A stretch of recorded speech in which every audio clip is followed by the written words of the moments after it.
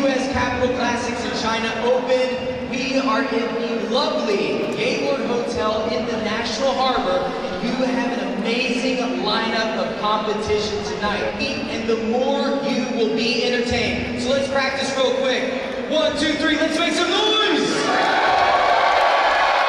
Now, can everybody please rise for the national anthem that is going to be, the colors are going to be presented.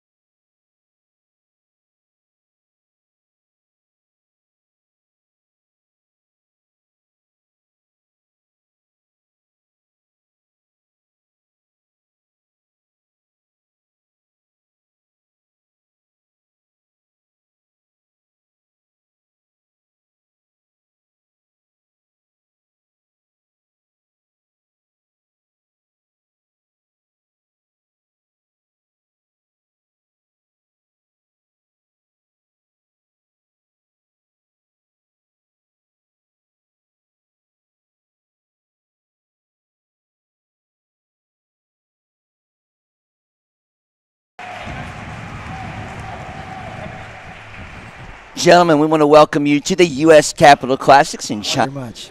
Outstanding. So we just had a few pre-live show openings that we could list that hopefully maybe will even be posted, but that was beautiful up there. Absolutely. Some of the elegance that you see for the Chinese forms and the courts, especially some of the combinations that we saw hard style form of the stage, and also outstanding. Of course, the color guard come up, and that's really a yearly tradition. Not every event seems to do that differently. Whether they have live or something different. Many decades in the Washington D.C. area, Virginia area, a lot of support over the weekend. Thousands and thousands of people here. Competition that began Friday and going through all day today. I was lucky to be over. That gives you a good view, a good kind of preview for what you see on the stage tonight. Yeah, you're going to get a mix of all styles of martial arts. This is an open tournament, so even though it's billed as the U.S. Capitol Classics, sit back, relax, cheer on your favorites. This is going to be fully interactive. We are watching alongside of you guys, so if you comment, we can see your comments. Of course, one of the things I like to check in first is where are you watching from? If you're looking at this live on YouTube, we would love to know where you're watching the show from, so we can shout you out. Absolutely. Let it. And your first competitive stage, I recognize this young man as a regional champion as well, Channing Gear.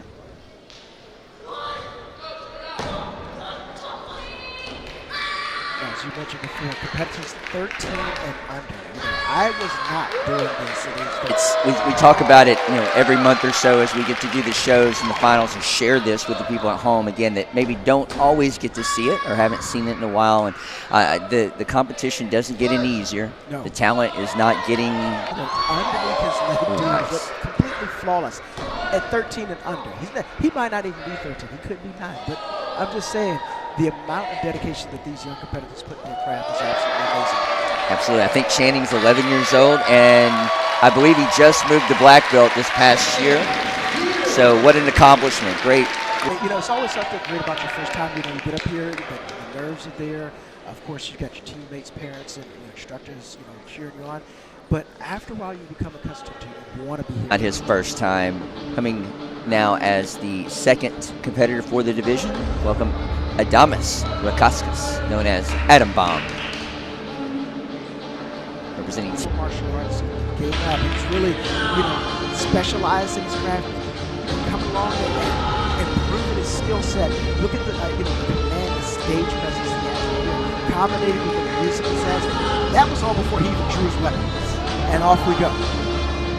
Yeah, he has a great stage presence. Definitely understands intensity, focusing a lot on his traditional, mainly the last few years, but he certainly has talent in every area.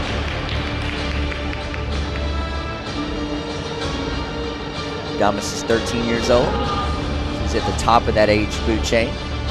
Up next is 14-15. As you mentioned, it doesn't get any easier. Every time you go to a new level up, of course, those that you may perceive as a rival, they stay with you for the same age. But when you go up to that next group, you're going to be the younger one. You have to, you know, carve out your path there.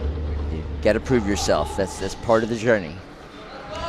And Damas is just absolutely on point with this performance. Great sword play, great differentials. Every spin jump has been, you know, pretty good balance off the landing. So so far, he's edging this one. But definitely as the older competitor too, he's going to naturally have more power, and that's usually visible, right? But I mean, not always, but that's definitely a benefit to be the older competitor in a grouping like this. And of course, usually the most difficult task of the night is being a judge. You either love it or hate it. It's a thankless job sometimes, but also a lot of people really appreciate it, and I appreciate that performance from Adamas. That was fantastic. Great job, sir. All right, so Channing will come back to stage. Let's have both competitors up to And the the rumor is that the judges tonight will be they are going to go with a flavor of a little old school scoring. So we have 9.99. you're going to have the judges read, the scores read here. You hear Reed doing that, and that's by judges showing the cards. So kind of cool in-house to see that.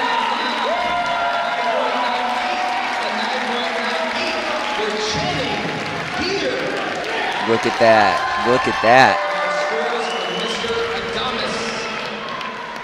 Judges score 9.98, 9.98, 9.98, 9.98, 9.98, 9.99, and 9.99 for Adamas Rakauskas. All right, and you heard the crowd with the love for the upset score, right? Yes. I love it. All right, so Channing Gear with a sharp performance. So at this stage, any little bobble, any little thing, you never know. So, A great way to actually make its presence known. oh, we're flipping the script there a little bit. We apologize. We got the girls on there, sir. There we go. So Madeline basically doing a demonstration. Yes. Because she won both. So on our scorecards right here, we have both competitors as Madeline. What that means is that she won both divisions today, so she's invited to do whatever she would like. Right. You know, right now, because she's basically competing against herself. So she's decided to do the form that she's playing out. It's like a weapons form. Yeah, her creative musical extreme style sword. And you know the difference between that and traditional, for anybody watching at home, again, if you're viewing it or somebody shared the link with you, knowing what's going on, you know, typically you'll see the creative musical extreme competitors in black or colors, and typically the traditional uniforms of white. Not always, but just from a very simplistic point of looking at it, you generally tell that. And of course, all of the creative musical extreme, you're going to have all those cool spins and flips and tricks and just awesome physical feats. I've been wanting to say physical feat all day. I've been waiting on this moment. Oh, I've been waiting like Deadpool for Wolverine. Speaking of Lucia, good film. Speaking of that, Madeline is treating that sword as she's taking out all of the bad guys from the TVA right now. I love it. The great thing about this is that past competitors that have shared the stage, and many others have asked the stage, are those superstars that you treat in action to this day. You may not know that there's a lot of NASCAR alums that are in the stunt wheels. You just have to sit down and watch the credits and look for some famous names. Wow, outstanding performance from Madeline Wiersma, now champion in her underbelt days. So watch that young lady grow up. Outstanding performance. And promoter on stage giving out. You recognize that guy? That would be Randy Reyes, who gives a fantastic event in the Pan Am American Open. That is in Miami, Florida. Switched this year to the middle of the year. Excellent job. We're going to be That moving on in to November. the Everyone wants to 14th go to Miami and I know. You're moving it up to May. You've got a couple of great events. You got Destin Open nationally and Pan Am. So good time to go to Florida. Yes, indeed. Not bad. All right, and moving right along as we got a little ahead a moment ago, so we'll come back to that. We apologize. But as Mallory stated, Judah Sagawa is up first. This is the boy. Like, very popular weapon so far has been the choice of the katana, the sword, that we've seen at least twice tonight. Oh. It's good to see that weapon come back. You know, you would see a lot of bow, a lot of commas, a couple of nunchucks kind of lower the popularity, but now you see the great. And Judah right out of the gate with a few of his top known for moves. Not using signature, but almost there at this point. Look at that. So he's known powerful, dynamic, great performer, and as you're talking about the weapon, the sword, he does as many tricks as he does, cuts with it, and just the variety and the level of difficulty with all of his releases. Look at that. Fantastic. And he's not done. One of his hardest ones is coming up here at the end. Let's see if he throws it. Almost there. Nice power cuts. A little over-under. If that's not hard enough, he's usually going to throw one more big one. Looks like he decided not to there, but that was more than enough. That is because the penalty for dropping the weapon is straight 9-5s, which is essentially a disqualification. You're on point, and it's really interesting watching Judah there. This weekend, I was able to officiate a lot of those divisions, so knowing that and seeing a lot of their finals, knowing what these kids, including Nolan here on stage, I like to see them, as you said, pull different stuff out of their bag or alter it based on what the moment is, right? So, very cool. So much talent. So this is Nolan Gremwald representing Team Infinity. Looks like we're going to see a traditional. I like how your voice gets a little more subtle. A little bit, you have to drop in the octave. Yes, Mallory Woods, the voice, brought it down for us. Barry White in the building. I'll take that as a compliment. Sir. Absolutely. All right, and Nolan brought the heat all weekend. I expect the same here.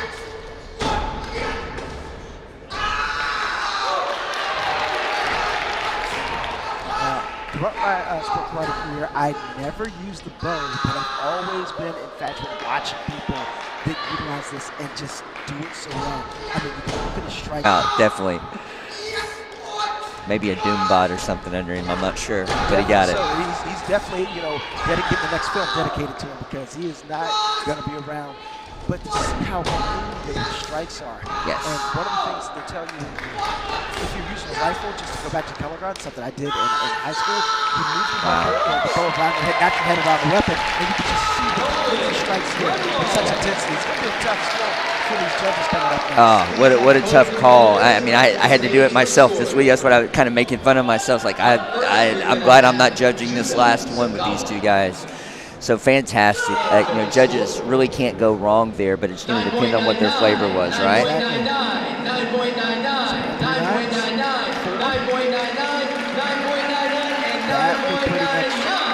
I'd say bacon Yeah, unless that's easy he gets math. all tens. Well, I guess he could get tens. He could get all tens. Judges school. 9.98. Looks like it's going to be the 9.98. All right.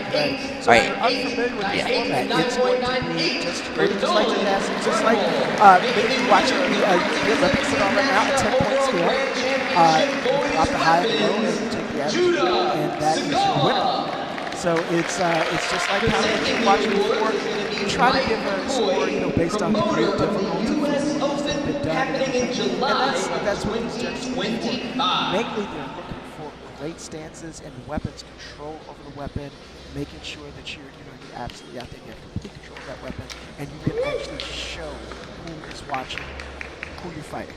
That's right. Say, make them view. You got to make me believe you. Exactly. And on stage, giving that award out to Judah as our overall winner, is one of the promoters for the U.S. Open ISK International Championship. That was Mike McCoy. One of my favorite people to work hard, and we have a good time. Looks like we've got another double winner coming to stage for the Browns. And as older brother introduces, we will welcome to the stage. Coming to the stage is going to be Avery Presley, who will be showing off her traditional weapons form for you all tonight. Yeah, so Avery out of Lebanon, Tennessee, representing Team Paul Mitchell, as you said. She won both Grand Championships earlier for the 14 to 17 girls weapons, so she did have the option to demonstrate, her choice, just as you saw Madeline earlier.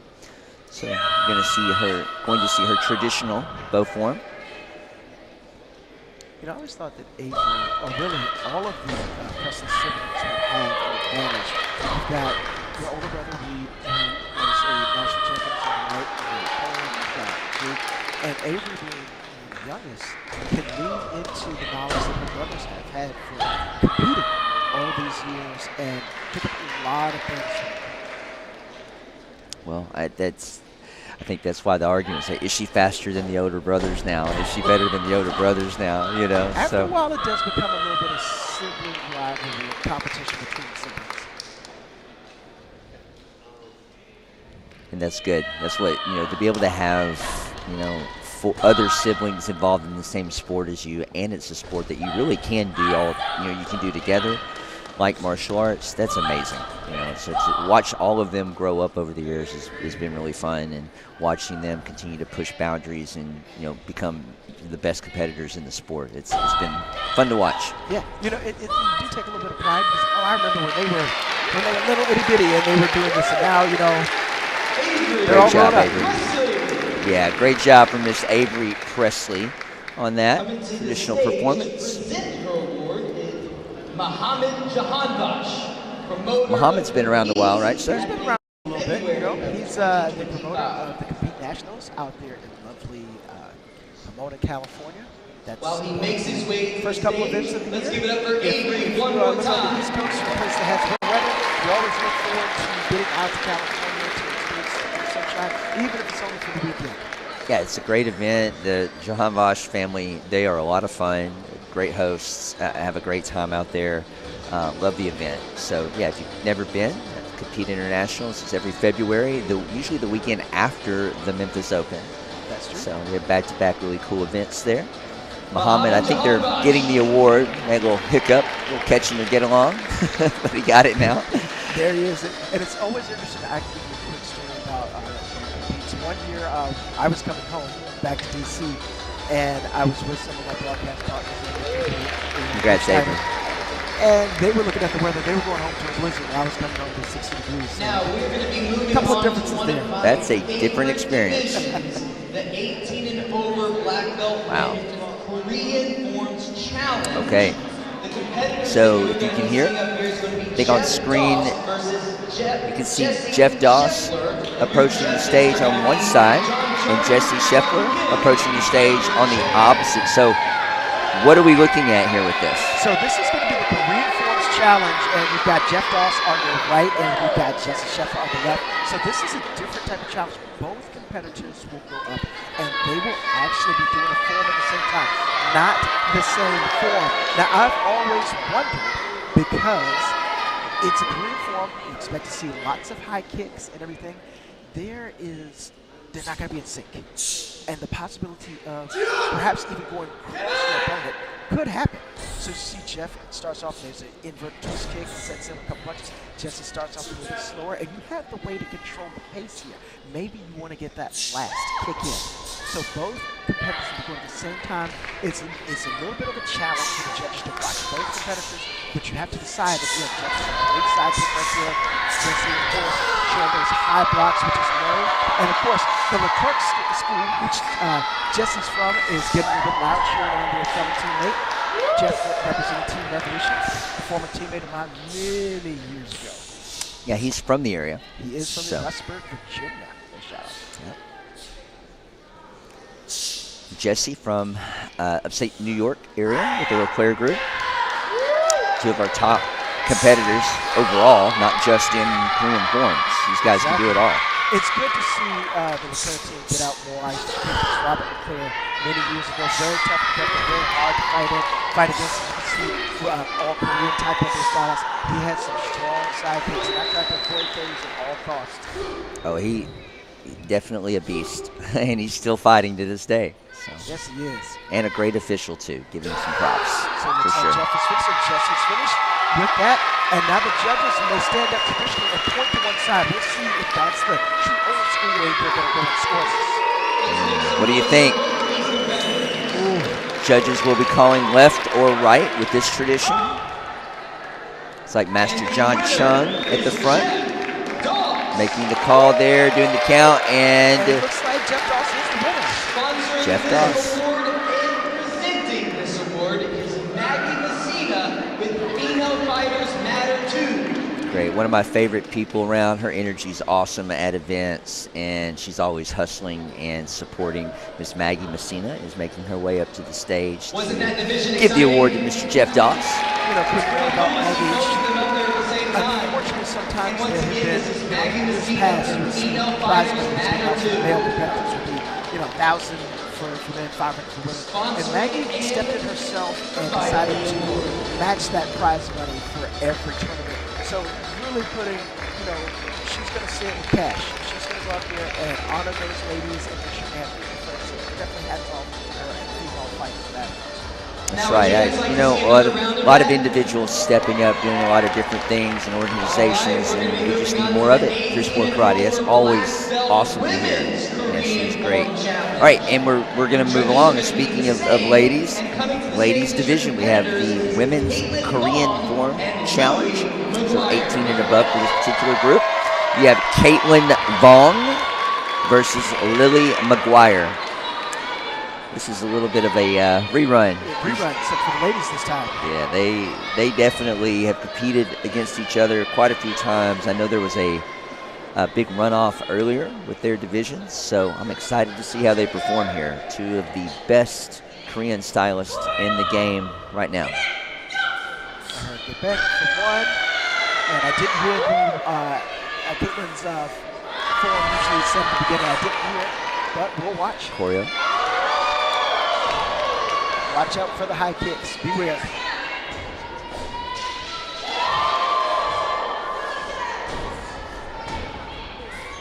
That twist kick at the beginning, and then that side kick from Lily. Fantastic. And Caitlin with a beautiful front kick, as I said that. And then Lily back with back-to-back kicks. And sticking the twist kick at the beginning of Gay Back is always a crowd pleaser if you've got it. So my hip flexions just say, hey, don't get me out of here. It's crazy. in a great way. That's awesome. Look at both of these ladies with those side kicks. Wow.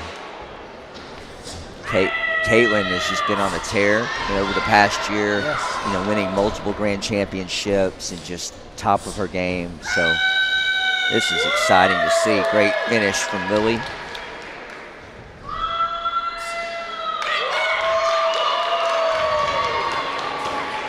And again, kind of as you mentioned, they choosing patterns or choosing a flow that could kind of match their competitor so that it's maybe more fresh in the judge's mind. Who gets that last memory that you have for Jesus?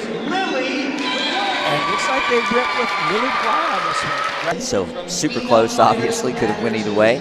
And Lily with a huge win there. That was awesome. And we drooled over how great their kicks were and that level of technique and hard work to put into that to make that happen. Just like, two of the best Korean stylists performing out there in this type of play. So great job, ladies. Both of you were amazing, and congrats to Miss Lily McGuire on that win. Awesome.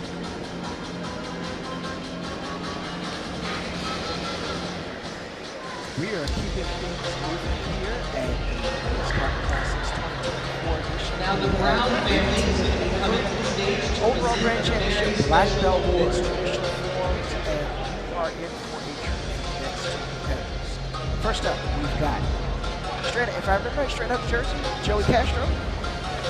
That area. That area? I would say New York, New Jersey. Area. I think there's been a few addresses. One or two. Yes, sir. But coming just a few hours up north is Joey Castro taking the stage first, and he's in DT. Known from DT.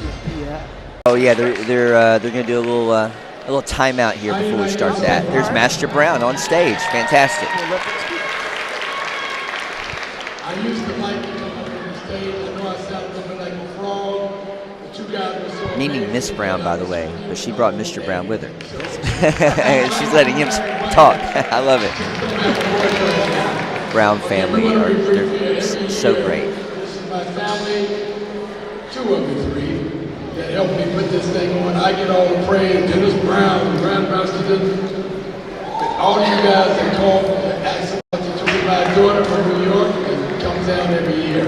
But we have two special awards that we like to give out to martial artists that we call the Classic Award. Classic Award is not about how high you can jump or how fast you move. These are just folks that we believe have done major things in martial arts, and they may not be world travelers and all like that, but we like to recognize them as world class.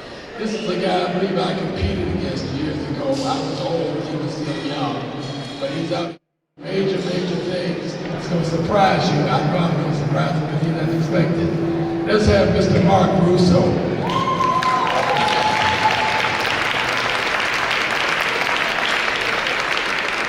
He's been doing major things for martial arts in front of and behind the curtains for years and years and years, and we just want to let him know that we're watching and we appreciate what you're doing.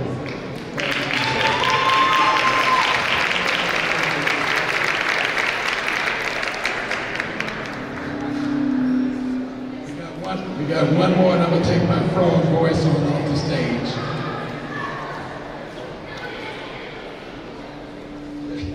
This is my brother from another mother. I've known him for 1,000 years in Kung Fu and all over the country competing and running people's tournaments. He's a good friend of mine. He came all the way up from California just to help me to run this tournament and get the Chinese challenge together. This is Master Antoine Albert.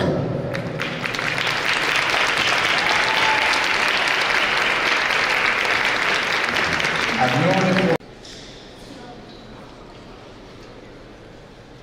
Yeah.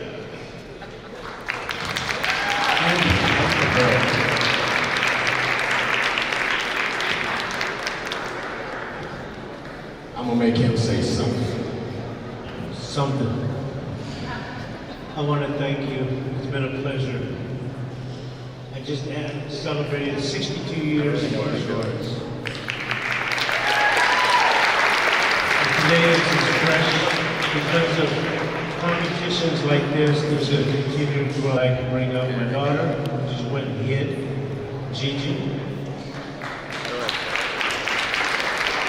And our control officer, she's the person that pushes all our buttons, Diane Tanaka. I don't know how to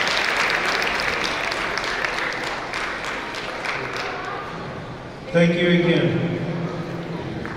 We hope that you can look forward to the China Open and all of our great athletes that we're going to bring to you from that side of the world. All right.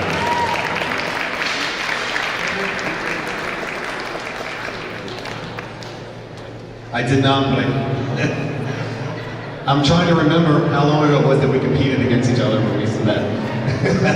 A long time ago. I'm very honored and blessed. Thank you very much for recognizing what we do, all of us in this room. For sport martial arts, this is our love and our passion. We put a lot of time and energy into it. And Master Brown, what you do is so special and this world-class event. So thank you very much for everything that you do, for being a leader for all of us. Thank you.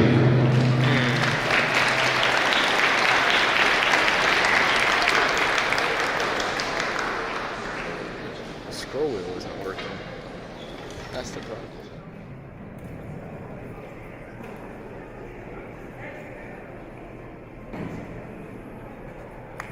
Grandmaster Brown, real quick. First, I just want you guys to recognize how amazing this family looks real quick. Don't they just look amazing right now? Second, I want you guys to make the most noise that you've made this entire night so far to show love and appreciation for Grandmaster Brown and his family for putting on this amazing event.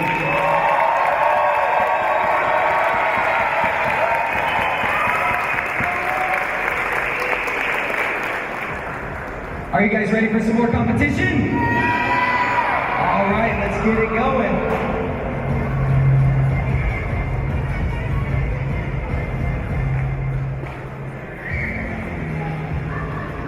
Coming to the stage is going to be the 18 and over NASCA Overall Grand Championship Black Belt Men's Traditional Forms.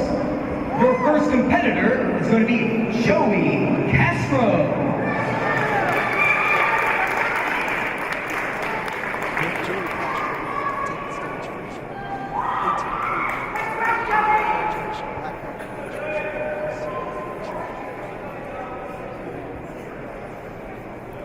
Watching these guys earlier in the runoff, it's always great to see and a pleasure, whether I'm actually scoring it or not. They're always at the top of their game, but it was a nice final leading up to this. So Joey Castro and Diego Rodriguez Flores for the overall traditional championship.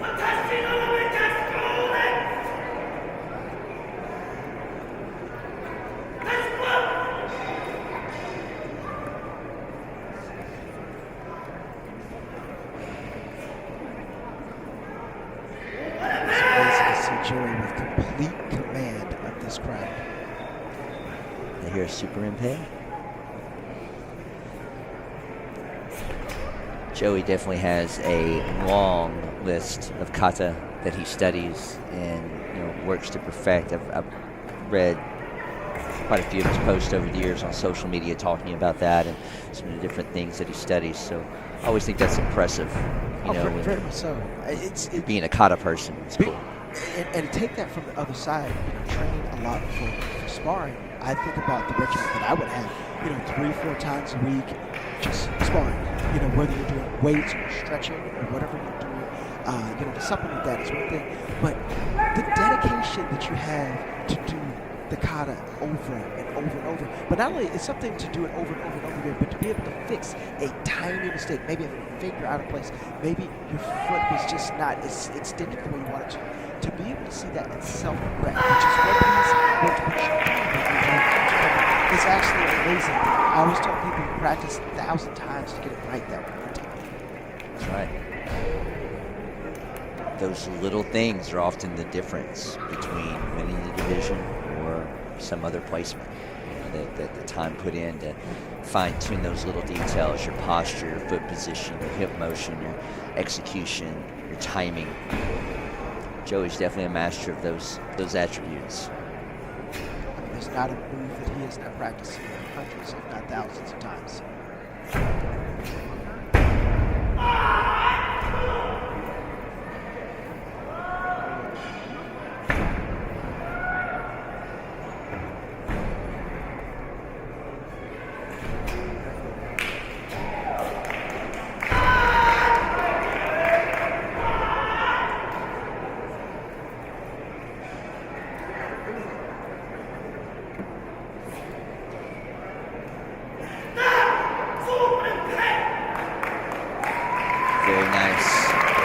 Joey Castro.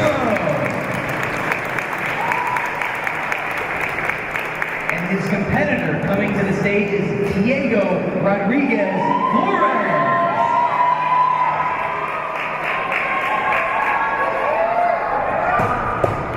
Diego taking his time on his entrance.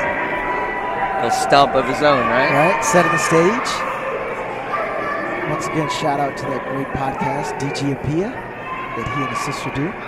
If you want to ever want to get inside look at what these athletes go through, from travel to hanging out with their friends. I mean, it's really great. You get to grow up and know a lot of people from across the country and even the world.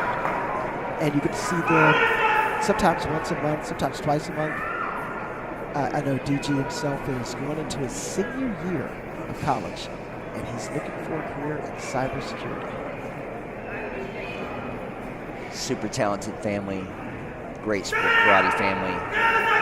DG has continued to improve and in a lot of ways, watching him do private lessons and some coaching and not just him, but obviously all of these young athletes in this era, I think, are more in tune with that and more in tune with the support.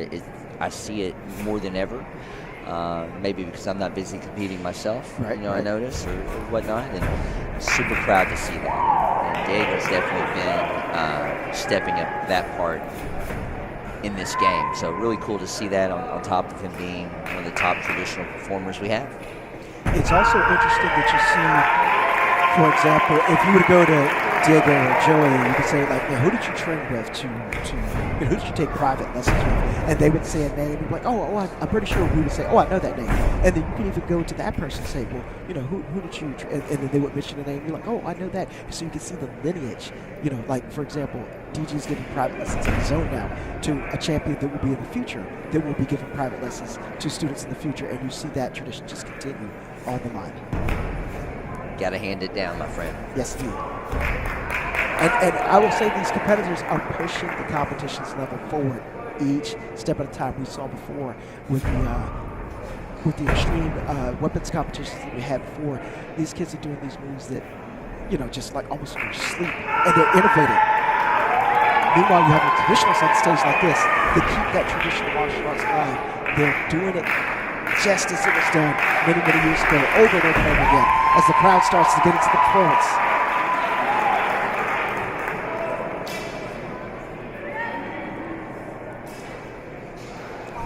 Fantastic in-game type move from Diego. Nakata, great posture, balance. Shows his focus even at the end. Almost there. I like I say creational, modern traditional, and more so with the weapons competition, you hear that kind of conversation. With the empty hand, you still do get that. People like what you would say classical, traditional katas. I really like the rule set in the open sport karate area where there's a little bit of leeway, right, but you're still within a certain parameter. Correct. I do think that gives a little bit of individuality, even if you are doing something so traditional and so consistently handed down. You want it to look traditional, but you don't want to be a clone. You want to have your own stamp on it. Great job from DG. No matter what's going on, he's rocking it, man. And as you can see, both these guys are sweating at the end. You can tell how much effort it takes to perform a kata like this. I love it. I love their effort. Up for scoring, Joey Castro. All right, what do you think the judges' not's going to be here? 9.98, 9.98, 9.98. I think we know the answer already just by watching DG's reaction. 9.99, 9.99, and 9.99 for Joey. Wow, Castro. so 4 8s and 3 9s, if I heard that correctly. Correct. So that means DG will get the opposite, which will mean he will be the winner. Flores, judges score. Let's count the nines. 9.99, 9.99, 9.99. It's 3. 9.99. That's 4. 9.98. 9.98. So the judges on one end, all 3 of the 8, and the other end plus center were 4s, and maybe they saw something different from that angle, right? That is certainly possible. That's why you want to spread your judges out like that. And it might even be a little something to play towards as a competitor, Right. if you could recognize that. Right. If you're paying attention and you start to notice that, it would be worth your time to make sure that you follow that same protocol. Oh, absolutely. That really caught my attention based on the way the scoring is tonight. You can see that, and that was, as a competitor, that's really where I thought. So, well, as a competitor, these on this side, this was the score. So, what am I doing over here? Right. You know, what did I do? Maybe he knows. Maybe there was one little thing that we didn't see. So, great performance from both of those athletes, with Diego Rodriguez Flores coming out as your champion. Moving right along. I believe this is the 18 and over Black Belt Women Creative Musical Extreme Weapon Championship. Otherwise known as the CMX, brilliantly spelled out by Mrs. Joe Perry. Creative, Musical, and Extreme. So we'll see the Creative Division, and then we can also see Extreme, also musical. So Extreme means that you must invert yourself. You must do some sort of flip, this and that. Musical. All right, now is your just what it first sounds like. competitor Creative is is all that Samantha except not inverting yourself. And Well, I think I got that right. You did, and it's one of my favorites. And these three competitors are on top of their game. I mean, you got Samantha coming to the stage first. She's really big on social media. I see a lot of her posts on teaching, Yes. little bitty details, things, great personality. So she's doing a great job there and helping spread the sport. And I'm always excited to see that with these young athletes. So kudos to Sam. No matter how this performance goes, I appreciate her efforts. And it is, athletes like this, martial athletes like this, that help push the sport forward because of social media. They can share their performances, even their failures. They show you that, hey, look, I didn't get this way overnight. It was a process. Trust the process. Try that new trick. Try this new form. You may drop it. It may happen when you drop on stage, but keep at it. You'll eventually get to where you need to go. This is where they want to go. Look at that, right out of the gate. Samantha's coming out on fire. Great flow. Right into a big release double. Nice. And as you notice, just as you mentioned that flow right there, no stop of motion whatsoever into that area. Just fluidity right there. Yeah, very nice pass there off the shoulder rolling back. Really kind of showed the other side on that too. Great job. Mixing all that creativity and speed with good power. Wow. Very good, as we both said together. Man. Wow. Great job, Samantha. Out of the gate. That was a fantastic performance. It's interesting because we'll see, we were just at the U.S. Open this month ago in Florida, and we see these competitors, some of the same points, and there's subtle changes. And her competitor, if you didn't win Sarah last time, what do you do? Campbell. What do you adjust? Right? What do you do? I used to put, if somebody beat me, I get to the point where I almost want to put a picture up and so that I can see them, because I want to remind myself of that next time. A little reminder. Rocky-esque. Yes. Okay, I got you, sir. If you guys do not know, Mallory Woods is one of the best fighters in the game. So if you don't know your history, check it out. We didn't have social back then. I don't know if that's a good thing or bad thing. I think there's some videos I can find on Belane or something. I don't know. There's something out there. There are a few out there. All right, into the stage, one of my favorite young adult competitors. Watched her come up through the ranks regionally as well. Miss Sarah Campbell. She's no stranger to the stage these days. Killing it. No, we're seeing her more and more each time. Yes. There's that one time, of course, everyone breaks through is the first time. Nice. But then you become a consistent player. Well, you build your confidence. You start understanding what it takes. A little bobble on the catch there from Sarah, but she's going to keep rocking. I love it. Let's go. And one of the things that I am quite sure of is that I've heard sometimes if you're behind a competitor and they bobble or they drop, what do you think's on your mind right there? Don't do that, which can sometimes, cause a problem. It depends. Everybody's different on that, right? Yes. Your mindset and how you take, what you see in front of your performance. Wow. Well, Sarah, even with the bobble, kept rolling as she should have, because you never know. And Never know what's gonna happen. you never know how things are going to go in this sport. So great performance outside of that. As usual, so great job, Sarah. And our third and final competitor. We've seen her before. Welcome back to the stage, Caitlin Vaughn. Quick gi change from white traditional to black. You know, sometimes the wardrobe changes. If you're a multi-division winner, you've got to have a rack of clothes that you've got to get to right away and change up and get ready for the next division. It's actually something that we have to do when we plan these divisions out. Sometimes you need to give that space so that the athlete can go and make that change, get a quick drink of water, breathe, and get going, especially if you do all things from forms, weapons, and sparring. It's a beast of a schedule if you do a lot, that's for sure. We could talk for hours about that. All right, Caitlin on stage, rocking her kama form, came out strong and clean as usual. Nice cuts to the backside, big release. Oh, was showing the angles with that combo and the finger releases there, the drop. She's going to keep rocking at least for a second. So this is interesting because if things are going to go the way that I think they are, this will mean Samantha Whitling is going to win this competition. And as we look at our scorecard, there were 4 spots here, but Samantha won 2 of them. Correct. So therefore, she only had to perform 1 time.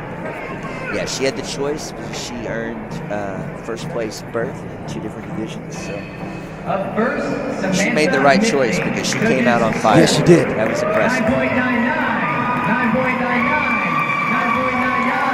Look at that. It's Samantha Whitling with all 9.99s across the board.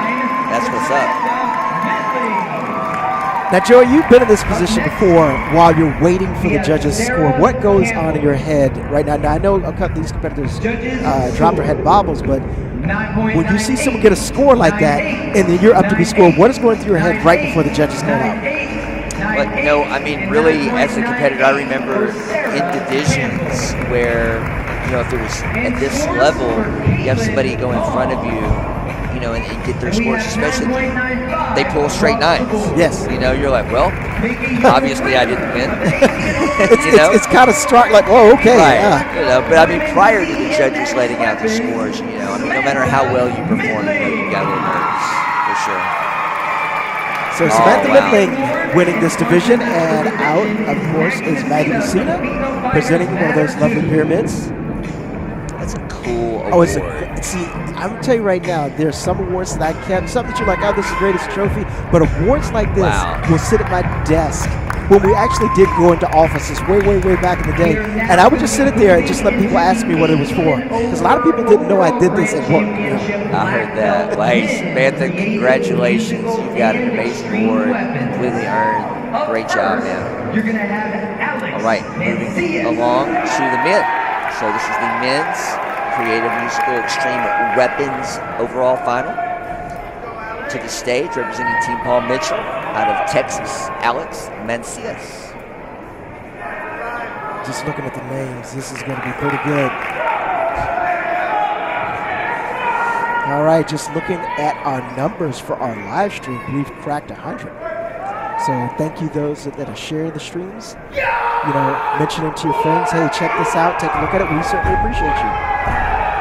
You need to share that type of talent right there. Big opening move from Alex Strong.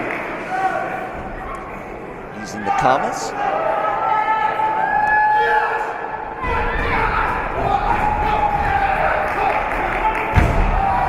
Very nice. Alex known for his power and energy, showmanship.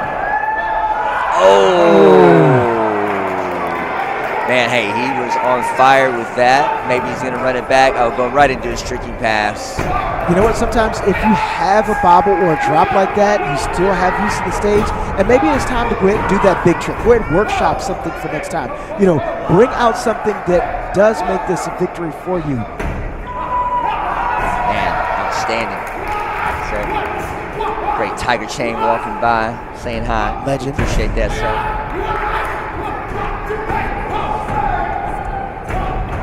And Alex brought it anyway. Yes, indeed. So I'm going to go ahead and show you what's up. Great job, sir.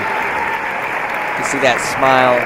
Great athlete, big heart, And he great knows young man. I'll get him next time. All right, next to the stage, familiar with Mr. Esteban Tremblay. I do believe they call him Air Canada. They do call him Air Canada. We mentioned that, but I was thinking this weekend about maybe I was watching, looking at him. Maybe we should refer to him as the Karate Wolverine.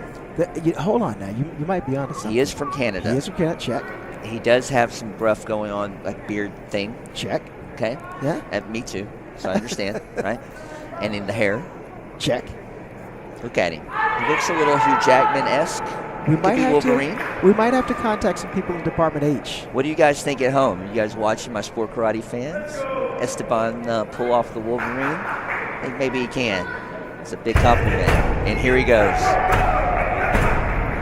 If he did come out with three claws on each hand, I might, as the wrestling fans say, walk down a little bit. Understood.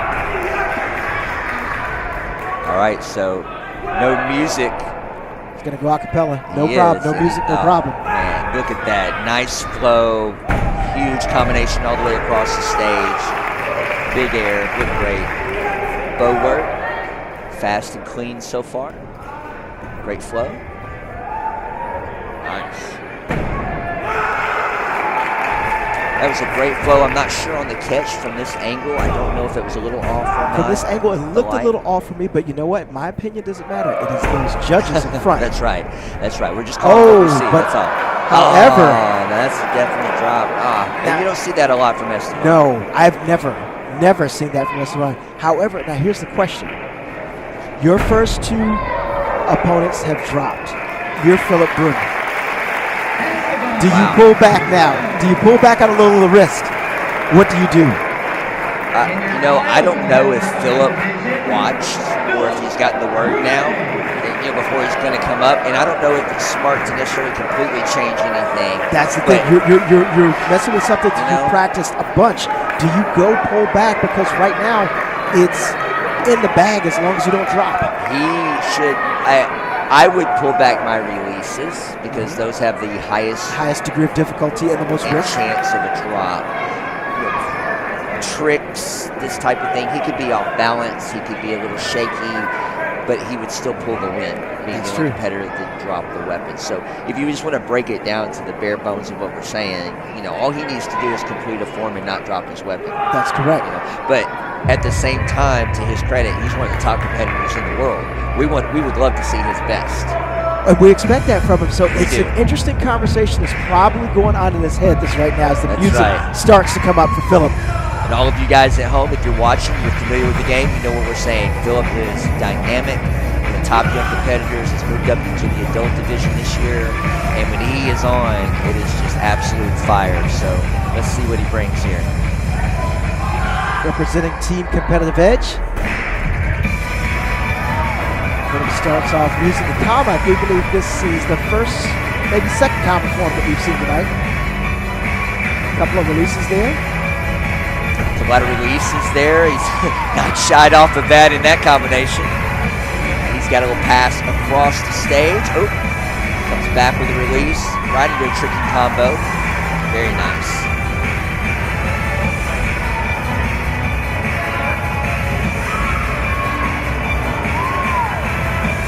Juggle right and there. His juggle releases. No holding back on that. Oh my goodness. Yeah, so to answer our question, he doesn't care. Nope. Love it. Let's go. Foot is not off the gas. Let's go.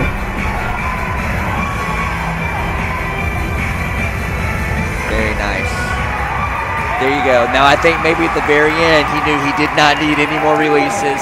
Let's not do a double, quadruple, quintuple throw, right? Yeah, let's just go ahead and play to the ease. I understand that. Yeah, that's funny. I love watching these athletes at this level be able to go an entire routine and then also still doing some insanely crazy, hard to do, big moves at the end. That's just awesome, outrageous. All right, so great job from all three competitors. Alex and Esteban will get a customary 9-5 score in the finals for a drop, although it's basically disqualification. And 9-9s for Philip all the way through. So he will be our champion for this year, Capital 2024. Classic overall CMX weapons champion. 9.99. You know, even though you know it's 9.99 across the board, it feels good to hear the announcer, in case the great review Presley, read those off for, you know, reinforces the win for you.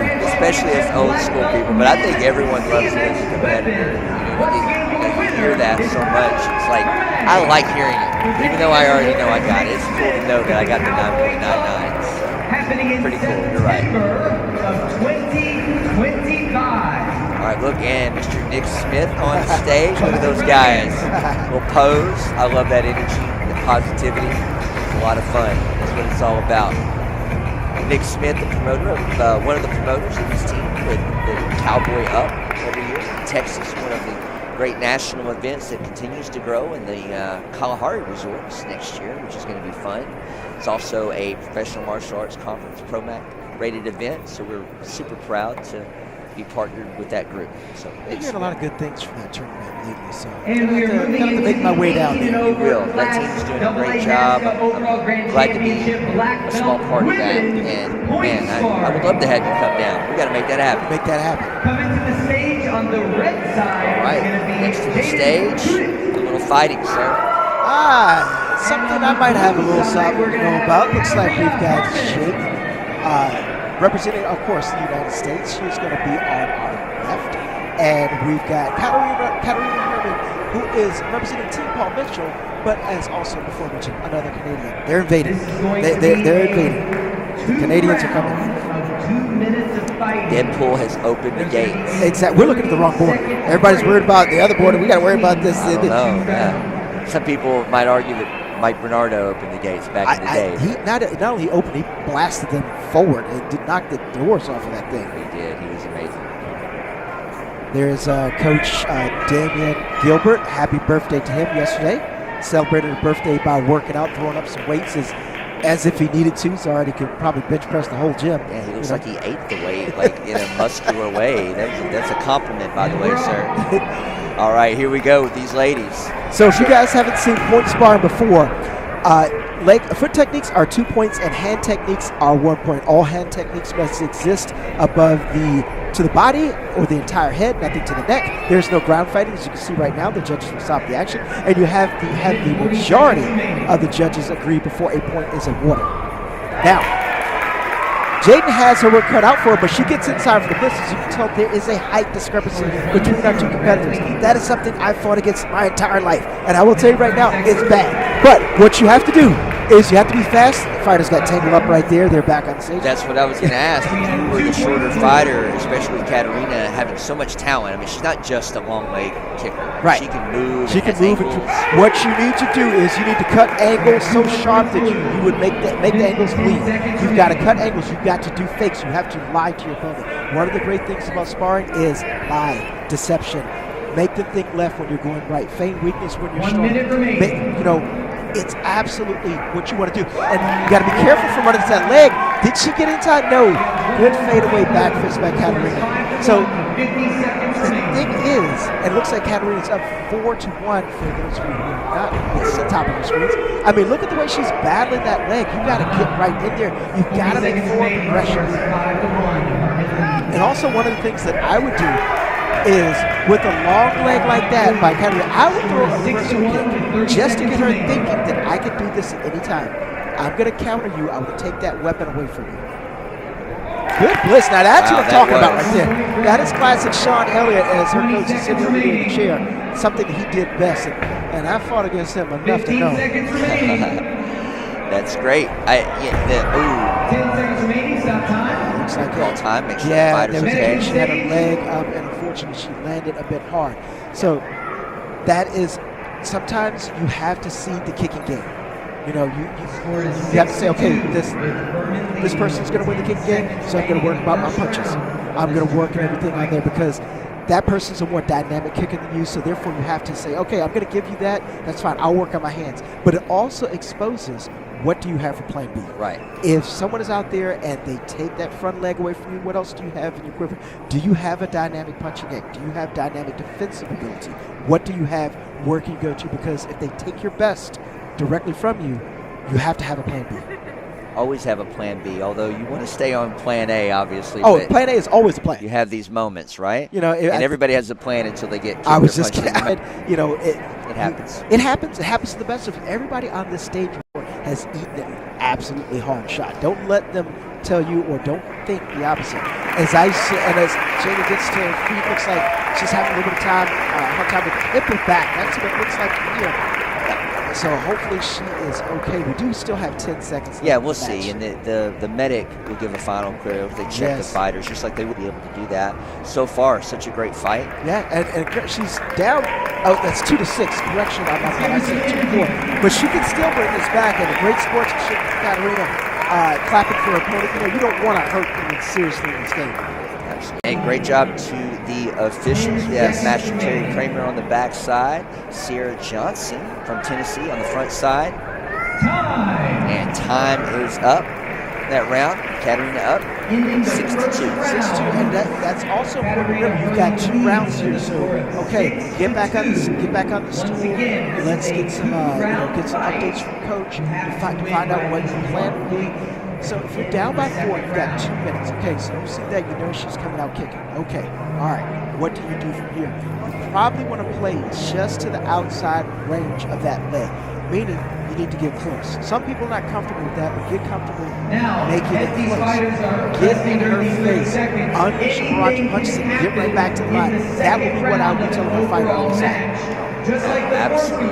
Love it. And Katarina really wants to keep the distance, so there's no surprise to you. Absolutely. You never know what's going to happen.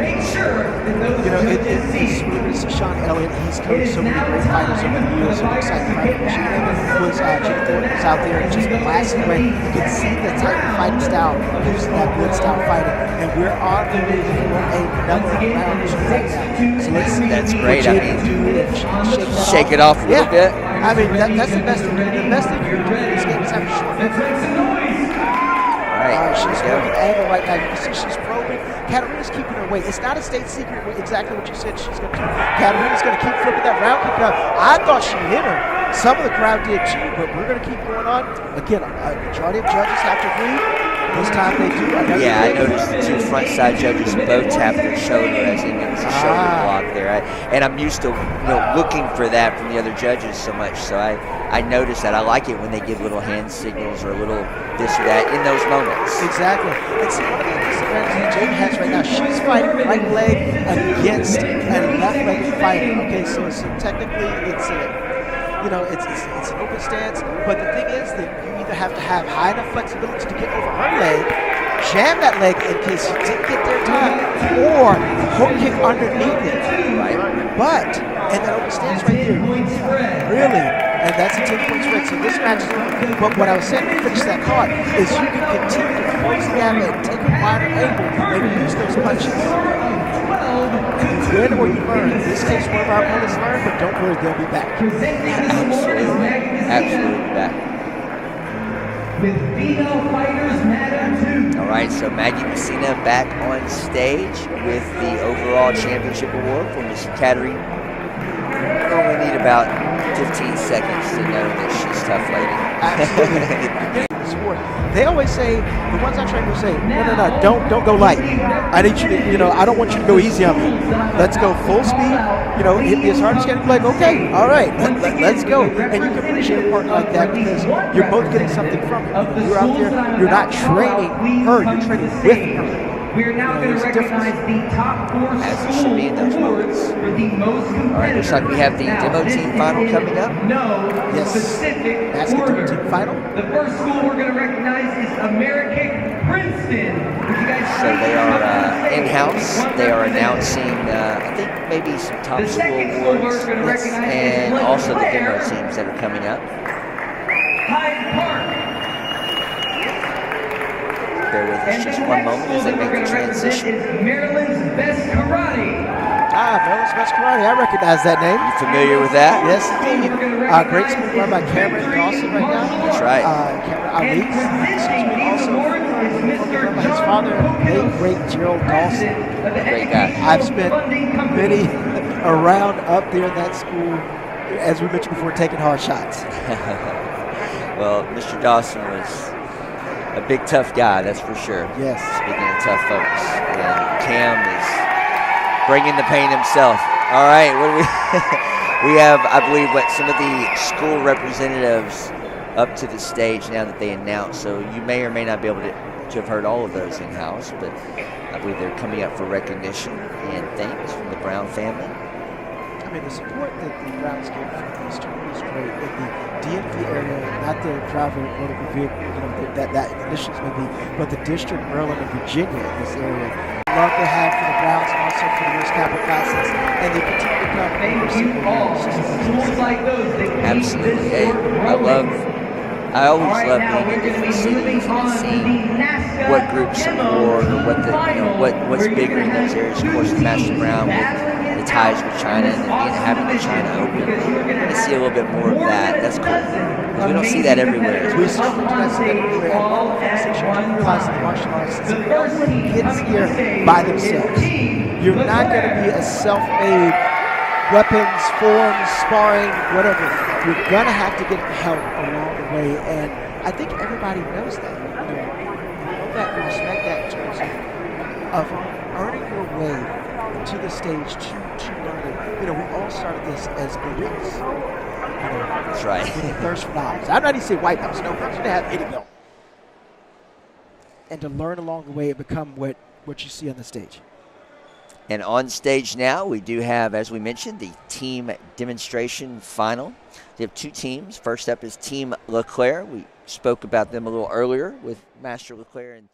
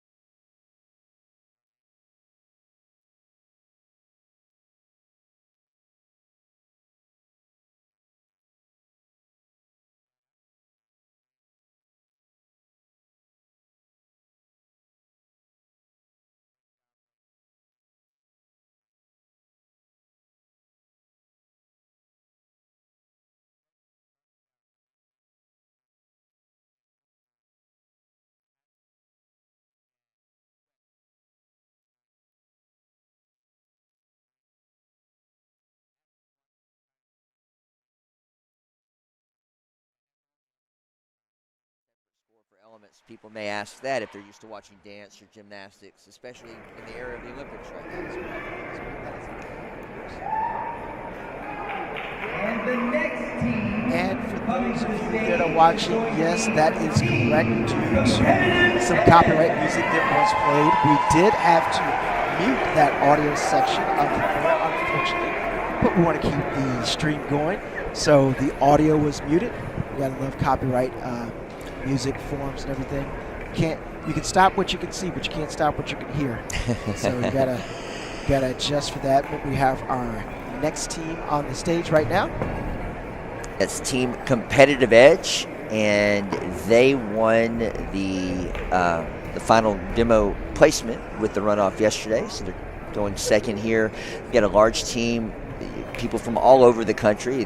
Some teams are made, much like the LeClaire team, that they have their multiple schools in the New York area. So I believe that they pull some of those team members from those different schools, and they're within the region, so that's very helpful. You've got a team like Competitive Edge filled with top competitors, but they're from very drastic parts of the country. Yes, I've always wondered, how do they get together to get all of this together? And I'm pretty sure there's Zoom and there's meetings virtually online and videos that go out, but to be able to put this together for a team that, as you said, is spread out is impressive. Yeah, it's very impressive to pull off the teams that do that. I know there are competitors on this team from Mississippi, Tennessee, Arkansas, Florida, Virginia. It'd be really interesting to place all of those dots on a map just to see. That would be. Texas, I see up there. Canada. Yeah, that's impressive. They're coming out fluid. Great job, guys. Yeah, they're coming out on fire. They always bring in great choreography, great exchanges, from one group to the other, and how that flows. They definitely understand the visuals of that. I mean, it's interesting because, for example, you have to keep track of every person, and you know the strengths of your competitors. So it's like, okay, let's give this person some chucks, give this person combos, this person a bow. Someone will come out doing a great tricking routine. So you can place those assets in order. And then there's another thing. Of course, there's music.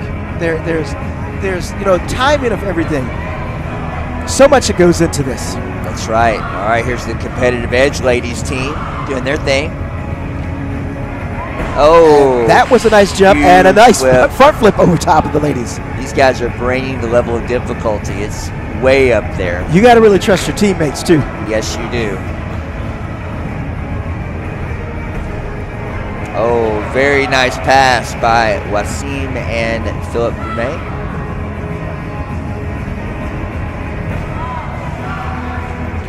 And even though we haven't seen it, if there is a weapons drop in this performance, it is not a disqualifying event. Correct.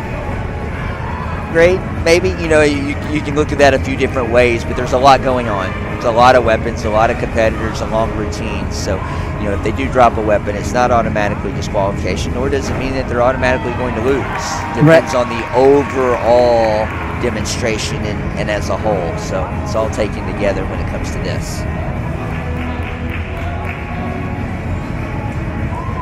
Gavin Dollarite from the East Coast, Virginia area, and Mason Swanson out of Florida. Know those two young competitors. Great job. James Potter, the youngest team member, I believe, or youngest demo team member, I should say. Oh, very nice. Full twist on both of those guys. Man. Great job.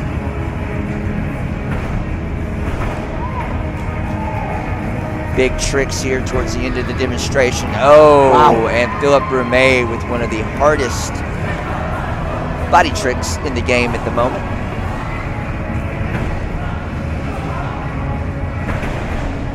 Very nice.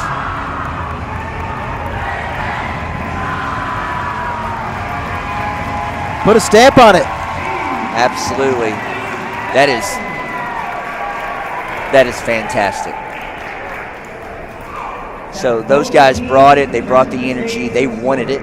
And Team LeClaire brought it too. I love their energy, their sass, their showmanship.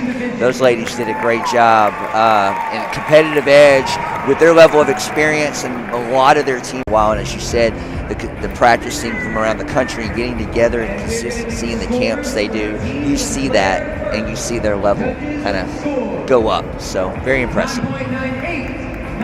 And now the scores are coming in for Team Leclerc.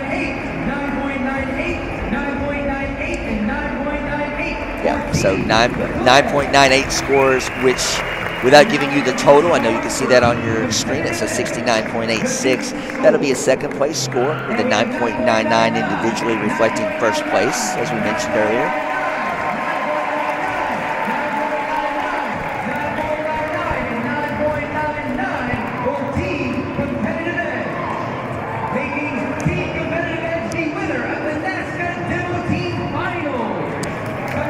All right, so Team Competitive Edge, as we mentioned, will come out with all 9.99 scores, making them the winner for demonstration team. The Bleedy Brothers on stage. Aha! The Toronto Internationals event. Toronto's a beautiful city. Yes, so it is. If you guys are not busy, we'd love to see you at Toronto Internationals. The Bleedies and support their team, their group, doing a great job, and they support all of sport karate. They've been doing a great job of building up that tournament. It's at the end of the year. Always good to go up and visit our neighbors from the north. Regional Promac events, the East City Smackdown, and we took him out, and he got to see Broadway, and went to Garth Brooks' place. Now, what did he think of it? He loved it. He didn't want to leave. He loved all the dancing and the music. Said he loves country music. It was great. He loves country. I did not know that. We have converted the Canadians, so to speak, with love. There you go. I love it. Hey man, we got to get it back. They took Casey Marks from us. We got to get it back. We got to get a couple back on this side of the court. That's right. All right. So team demonstration, that was great. Thank you, teams. Team LeClaire was second, and Competitive Edge with the big win. So as they exit the stage, I know coming up we're going to have the 13 and under girls empty hand forms championship. There will be two competitors. Both of these young ladies are very sharp. They focus all their energy on competition and sport karate and being better martial artists and athletes. So I expect to see two great performances here. You're exactly right. These competitors, just the amount of dedication they put towards their craft is so impressive. We've got Madeline Whistler up first, followed by Amanda Duarte. Now, one of the things that's interesting, now we have Madeline first, but Amanda, she got an injury like a couple of days ago. Yes. Her dad actually showed me. She was doing some backflips and she landed on one of her trophies. Does not sound good. It does not. Not recommended. 0 out of 5 stars. I saw that as well. Oh. And a little cut there, and it was bigger than you might think. But she's been a trooper, obviously winning divisions this weekend and doing well. And exactly. So if she could fight through that, think of the competition. The will to win that she has. Absolutely. Yeah, some tough young ladies. Love it. All right, and Madeline opened up strong with that tumble pass, and out of the gate, nice clean strikes. She's going to work her pass across stage. Oh, very nice. Catch leg. Love watching these young athletes push the envelope, improve those skills, take it to a level. I know they're both doing a lot of other strength training and athletic training outside of their martial arts to improve what they're doing, be a better athlete. Oh, very nice. Madeline with the big switch. Oh, I like a little style. I love the stall stand. That's one of my favorite moves to see. I love it. Great job. She nailed that.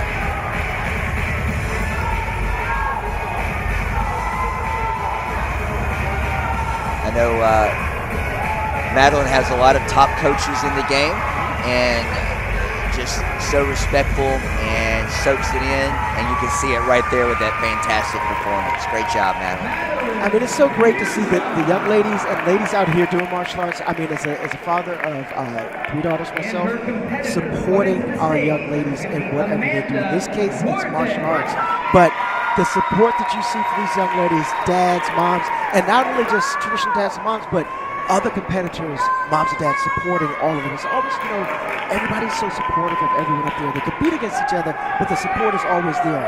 Overall, it's a really great positive culture. The people at home that have not been to this level and not given it a chance to really be involved, and that's really the key. A lot of the parents and the coaches who haven't been as much or have only been out sporadically, they may have a good experience, they may have a weird experience, you never know. But I always tell folks, give it a shot. Run a few events, get involved, help score keep. Do something to be involved, because you're instantly going to know more. Yes. And you'll instantly care more, and you're instantly going to be ingrained where you start understanding what's going on, and that's going to definitely give you a better time. And then you can help others more. So the more people that are involved, definitely the better the events are, and better experience for these athletes like Amanda. Amanda's doing a traditional form. No music, starting off a cappella, showing the great movement. She's going to show off that power and snap in the traditional.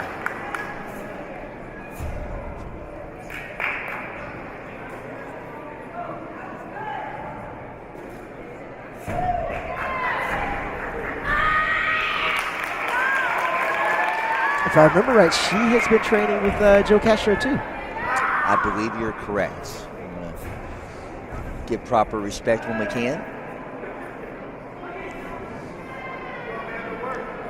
Part of Team Revolution. One of my favorite teams as far as, as officials, well, we don't have favorite teams, but I love the energy of certain teams. I love the pose of certain teams. I love to see the camaraderie of all the teams, really. We really don't have, I'm going to be funny, like a little Cobra Kai running around, trying to do whatever. There's no inner rivals like that. That's great. I guess individual people may feel like that happens, but overall it's not bad. So I love that positivity, and so through all that, giving kudos and giving a high five to her team, to Amanda's Team Revolution, and their coach, Canel Lovelace. Those guys they're so supportive of one another. They're always front row when one of their competitors on the stage, clapping, cheering right along. Yeah. And not only fighters supporting kata members and weapons, but it goes all the way around. And they support everyone pretty hard in those moments. I love seeing that. It's very positive. And when it stands out like that, you know how real it is. Amanda's one of those, because when she's not competing, she's on the sideline cheering people on and giving encouragement. And right here, you've got a lot on the side giving her encouragement as she's rocking this traditional form, taking her time. Her movement's been great. I know you've been watching, so you can see that as well. But her timing, her pace, great power, very solid performance. Great job, man. The thing that always makes me think is that as we mentioned before, social media, we're streaming this event and everything. Both of these young ladies, their classmates, are watching or have seen some of these things. I've always wondered, do they? No, the younger athletes. I believe, what was Amanda's age? Amanda's 12. Yeah, so looking at two athletes at 11 and 12 years old that can bring that type of quality and tradition like that, it bodes well for our sport. Indeed it does. If you guys at home can't tell, we love what we're doing. And we love this sport. We hope you do too.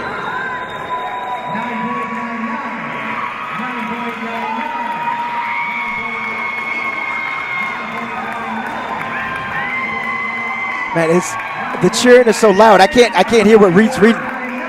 It looks like Amanda Darte earned 5 out of the 7 9s. And I love the handshake at the end between these two ladies. Super cute. Love it. Like I said, both these ladies, great attitudes, great performances. Judges couldn't really go wrong on that. And they chose Miss Amanda Darte as your 13 and under overall girls forms champion for U.S. Capital Classics. And congrats to Madeline on her runner-up position in the final. Great job. And the beautiful Holly Ham giving out the award. She is the promoter of the Destin Open and president of the Professional Martial Arts Conference, also known as ProMAC. And definitely my better half, by far. Not a bad place to be in Destin, Florida. Always good there. 80 degrees and the beach is minutes away.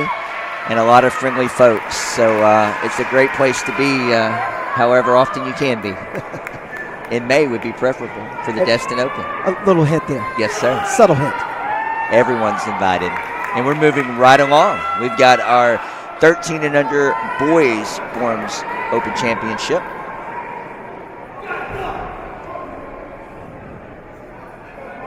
Carter Underwood taking the stage first. Carter is 13. Bing. Oh, he came out with a little superhero landing. That's right. I saw Deadpool hit a few of those recently in a movie. We won't talk about that too much, though. No spoilers. No spoilers. No spoilers here, but it's fantastic. All right, and Carter, right out of the gate. I love his facial expressions. He's understanding the show, right? He is into it. Oh, nice height on that. Okay. Yes, sir. Look at that. That's what I'm talking about. He's bringing the show. I've got a good friend of mine. Shout out to John Canary right there with the camera. I know he's going to have a picture that I'm going to want a review of those facial expressions. I'd like to see that myself. I will definitely get that to you. Oh, great. Yeah, we've got some great photographers in the building as well tonight helping us out, so I can't wait to see all the shots they take. Like Stephen Pyle with Fifth Monday, Lindsay Little, and more. And more. Yeah. I mean, just the ability to capture that moment, click in time. Well, they had a lot of moments in Carter's form. That was fantastic. And Carter's got a lot of support out here tonight. And he's his competition for this division at 13 years old.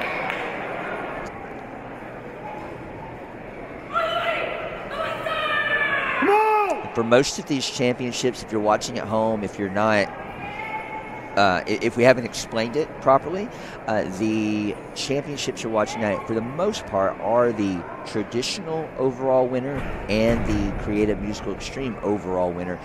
All these competitors had to win divisions earlier in the weekend. Then they had to go to a runoff championship to qualify to win their championship, whether it be traditional or the, as we say, CMX. Correct. And then those top two overall winners are now competing in the final. This is the final boss stage for both of them, except That's right. each competitor, the other person's the boss, you know. That's right. There's the final boss stage with the person across from you. I love it. Now, there are a few little variances, I believe, on the schedule, but for the most part, that is the direction we're going. Yes, so sir. Usually, and of course, your traditional competitors will be in a white gi, and sometimes the more extreme competitive will be in a different color gi. Not always the case. Some will come out and break the norm and wear a white gi and then just bust out in extreme form. That's right. Just to get you to make sure you're paying attention. That's right. That's right. We always pay attention. That's right. The senior black belt. He's not really a white belt. Man, shout out to Kim Do, always in original form every single time. Nothing will beat YouTube and find a Kim Do form. Study it. As we're giving compliments here. This young man, great focus up there. Great snap. Great job. All the way through. He kept a steady pace, as you got to see. Great job. But is that enough to overcome the show? That's what the judges are here for. And kind of, taking a page from that what we were talking about. If we were doing basketball or football or baseball, you have your teammates to lean on. You can have your worst game and someone can have their best game ever and still win. Or you can have your best game ever and still lose. Right. When you step on the tatami, it's just you. All the preparation you went over with your instructor, your coach, everyone else, it's now just you. And, you have to really be self-reliant in this case. In one regard, as a child, I remember not understanding that at the forefront of my mind, but looking back at it, knowing that that's what really attracted me to martial arts as a smaller, little 8-year-old, is that I could do everything in class. I didn't have to sit and wait. I wasn't on the bench. I didn't have to worry about the taking. Wow, so a good differential in the scores there from the judges.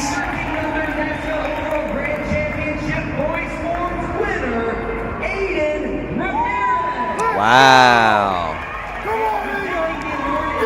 So Fantastic performance from Carter Underwood and Aiden Ramirez both. Awesome job, very different. And your judges gave the nod tonight to Aiden Ramirez. Congratulations, buddy. Like I mentioned, nice and clean, great timing, great snap. Awesome job. And Carter, high five, man. That was great. Good way to come to the stage and have your moment. Bring that energy. By the way, Kurt Shyrock slid up there and gave out that award. Just you know what? He comes and he helps out all these tournaments just like that. He comes in, he helps, does the job, and boom, he's gone. Another great local guy to have. And sport karate forever. Many years. Yeah, great guy. Hard worker, too. He helped us earlier with the underbelt finals this afternoon, just right off the cuff. So we appreciate Kurt a lot. Thank you, sir. So as we proceed on, we've got 18 over overall grand championship black belt women traditional weapons, and now for a taste of a little something different. This is the China Open. We've got Sophia Campos on stage, and if my vision is correct, looks like double broadsword from here. It does. I'm loving her uniform. Get that traditional Chinese, I bet Chinese weapon taste. Electra would like that uniform. Oh, indeed. The character. Electro Muchos. Oh, very nice. Sophia coming out. Great job, Aiden. We're in a great position because all the competitors, when they finish, they get to come right by our booth. So if you're at home and you're enjoying all these performances, when you hear us give little shout outs, we have all the competitors coming by. It's great to give them some love. Great job, young man. All right, and Miss Sophia with a great performance up here. The crowd's liking it. Yes, indeed. I think it's also good to see some variety up here. You know, you see something from the traditional Chinese weaponry that's up here. You know, the difference, it's going to look different from what you've seen so far tonight. Oh, very nice. Great performance from Sophia. Very different and on point. That was very fluid. Great job. Second competitor of the division is going to be Caitlin McMillan. All right, Caitlin McMillan to the stage next. What do we expect from Caitlin? A very solid traditional bow form. Got familiar with her again also from the competition that we held over COVID that was virtual. And really got a chance to kind of step in and know these competitors because they had to do this over Zoom. They'd invite us into their training, you know, whether it was in the garage, their basement. And you would see the setups that a lot of people have. And one of the things that Caitlin McMillan had is she had one of these balance. It's like a half circle. You usually see it in a lot of rehabilitation. It's a balance thing, right? But she would stand there and do a side kick. Now, all right, so I'm going to tell a story I've never told before. Okay. So I was actually in PT, and I was ending my PT sessions, and they had one there. And I went and tried to do that, right? It did not end well. I will just say that. It did not end well. But for her to have that balance, that ability, just impressed me even more to see that. Especially when you see something that someone does, well, I can try to do that. You try it and find out it's not as easy as it looks. When they make it look easy, yes, it's something else. Caitlin also with Team Revolution, working that bow. Nice combinations, great power, great stance work there. And if I remember right, she just completed her first year in college. If I remember right, from Connecticut, off the top of my head, I cannot name the school. However, that is great to see these athletes grow up, continue into college, continue to compete, you know, dedicating time to studies and also the competition stage. That's not easy to do at all. I did it. It was not and fun. some, it's impossible. Yes. You have to be in the right situation, and if you are, it's a lot of work, and Caitlin certainly puts that in. And I see her quite a bit on social media as well, and a lot of things that she shares with combinations and training. Very motivating. I love it. You know, being a student athlete, as you mentioned, is challenging. I would be dragging around a bunch of books. People would say, what do you have in your suitcase? What is all that? They say, oh, here you go. It's a book on physics. Would you like to help me with this exam? What do you know about operating systems? What do you know about differential equations? Please, jump in anytime you want to help. All right, and Caitlin McMillan rocked the bow form. Great job, ma'am. That was super solid. Very impressive. We have one more competitor. One more for this division. It's going to be Melina Pesci. So Melina Pesci to the stage. It's a good Also variety of Team weapons Revolution, here. I believe. Yes.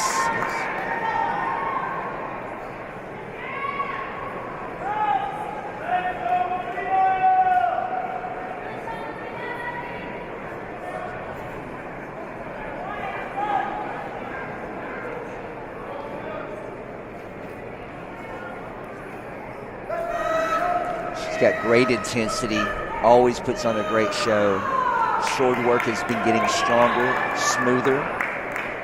So I expect her to bring the fire here. Oh, I think the fire will be brought. Draw the blade, slice. Now again, obviously this is the traditional weapons overall championship. So although their speed, their combinations might be quick, you might see it back and forth. A lot of people think of traditional movements as all slow. That's certainly not necessarily the case. No. Snuck in that great front kick right there. You thought you were getting the blade, you got the foot.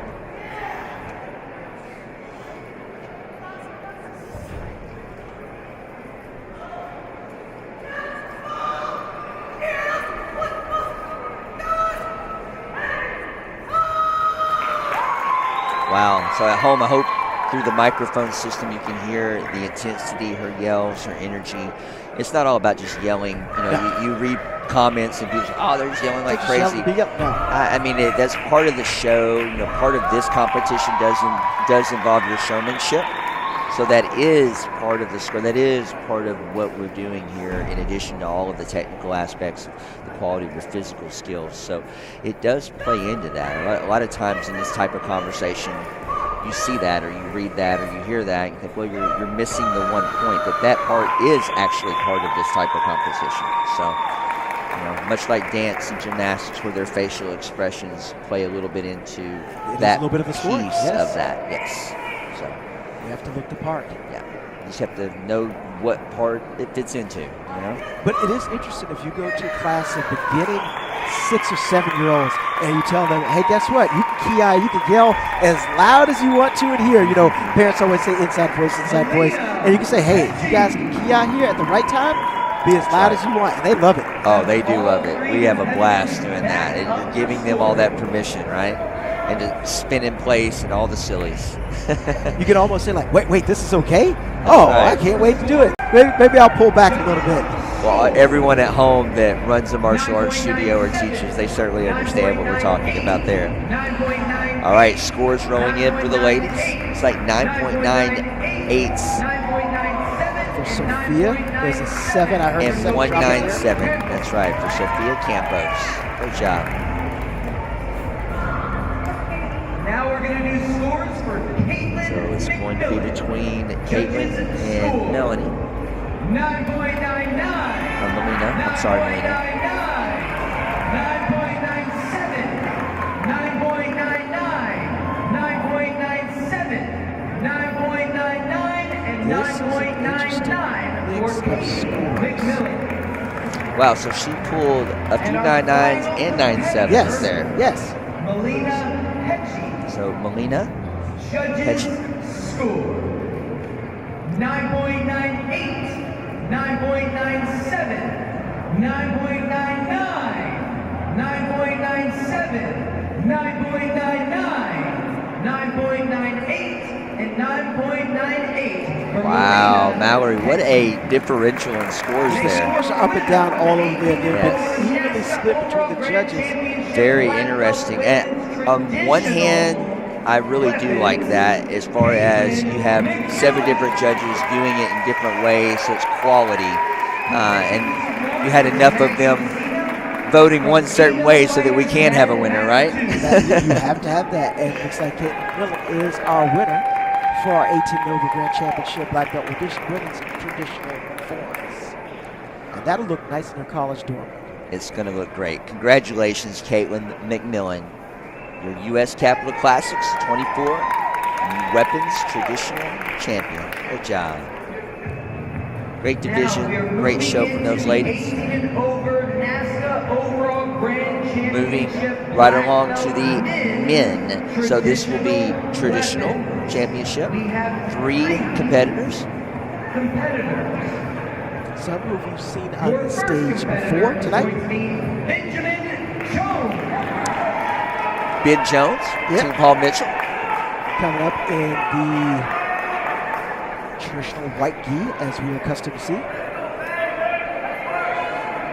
Ben is definitely known for his bow work coming up, from the first time he stepped out on the national scene.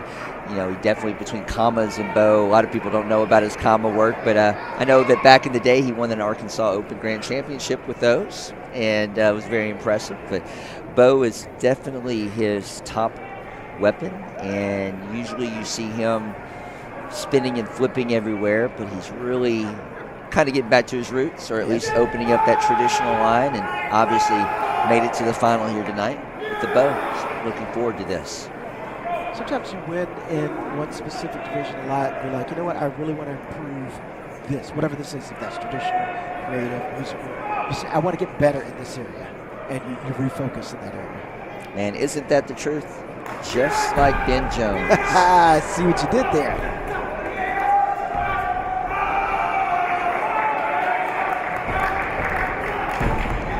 All right, Ben the Truth Jones coming out, firing. Great speed, great technique. Great stance there, too. Let's not forget those. Absolutely.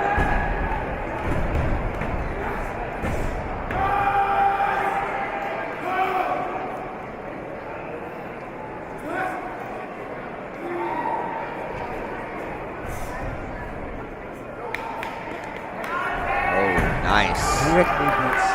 Another competitor unaligned. How many bows has he broken with that? Great job, Ben. That was nice.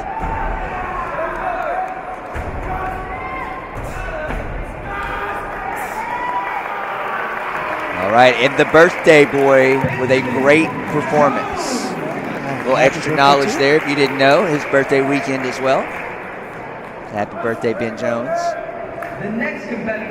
That was super strong. Great job. Nice, fast, clean. I am familiar with Aaron Keys. I usually see him every year at the U.S. Capital Classics. You may not see the weapon that he has in his hand, but I am sure you will hear it. Oh, you will hear it. And Aaron is always fun to watch. I love his uniform choices. Always so great, you know. And he's a big, strong guy, and like like to a funny term, he'll get with it. You know, he goes for it. You know, love it. Great attitude, always humble demeanor. So looking forward to seeing what he brings tonight for us. We're just gonna let this audio play. I wish I had the oscilloscope so you could actually see the step up of this weapon. You could hear it in the convention center. Very much earlier. so. It's like the moment of anticipation. Here we go. And you have my attention.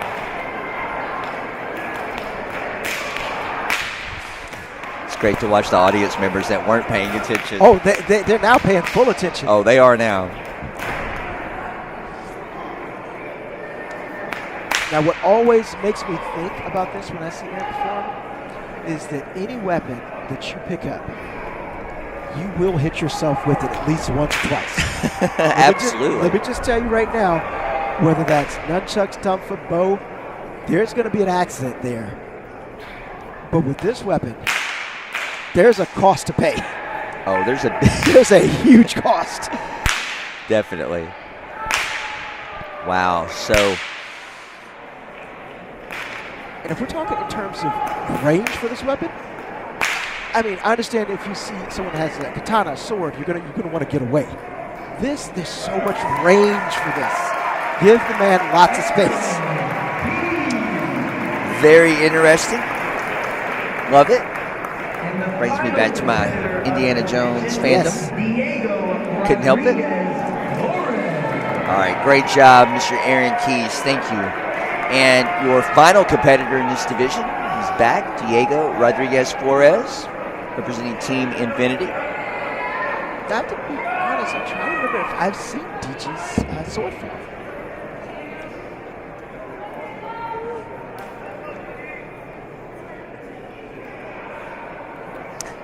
DG's sword work, very strong, nice, clean, normally great stance work.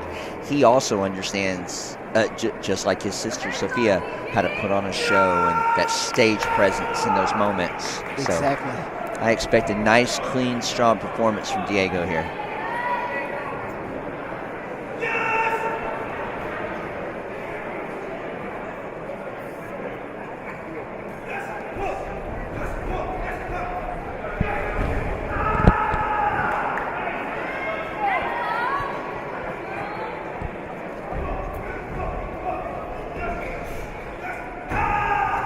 nice. Hey, and you guys at home watching on the YouTube feed especially, we are able to follow the YouTube comments and also maybe even respond at the moment. So we do have the availability to do that, but that is on the SportMartialArts.com YouTube feed specifically. So tune in there and chime in if you want to interact with us. We'd love to hear from you, or even some positive comments on what you're seeing. Yeah, we're watching Brett Thompson, Hope Thompson. We see what you're typing.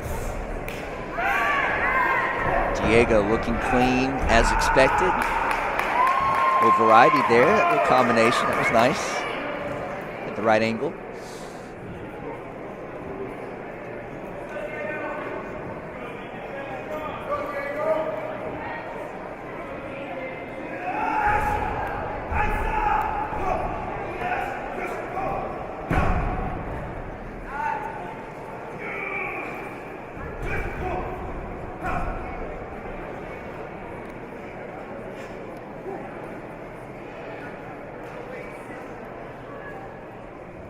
That balance.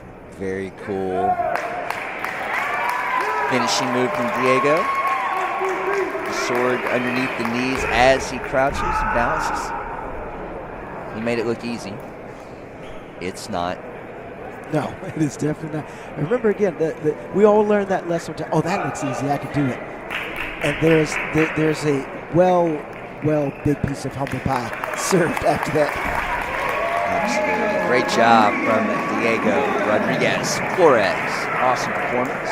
So we'll have Ben Jones and Aaron Keys back up to the stage.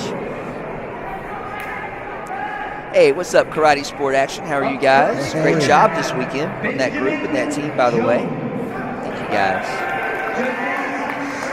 I mean, speaking of social media and everything, I really do love the interaction. Jonah, we love you too, my man. Just saw that comment. Absolutely. Doing good, buddy.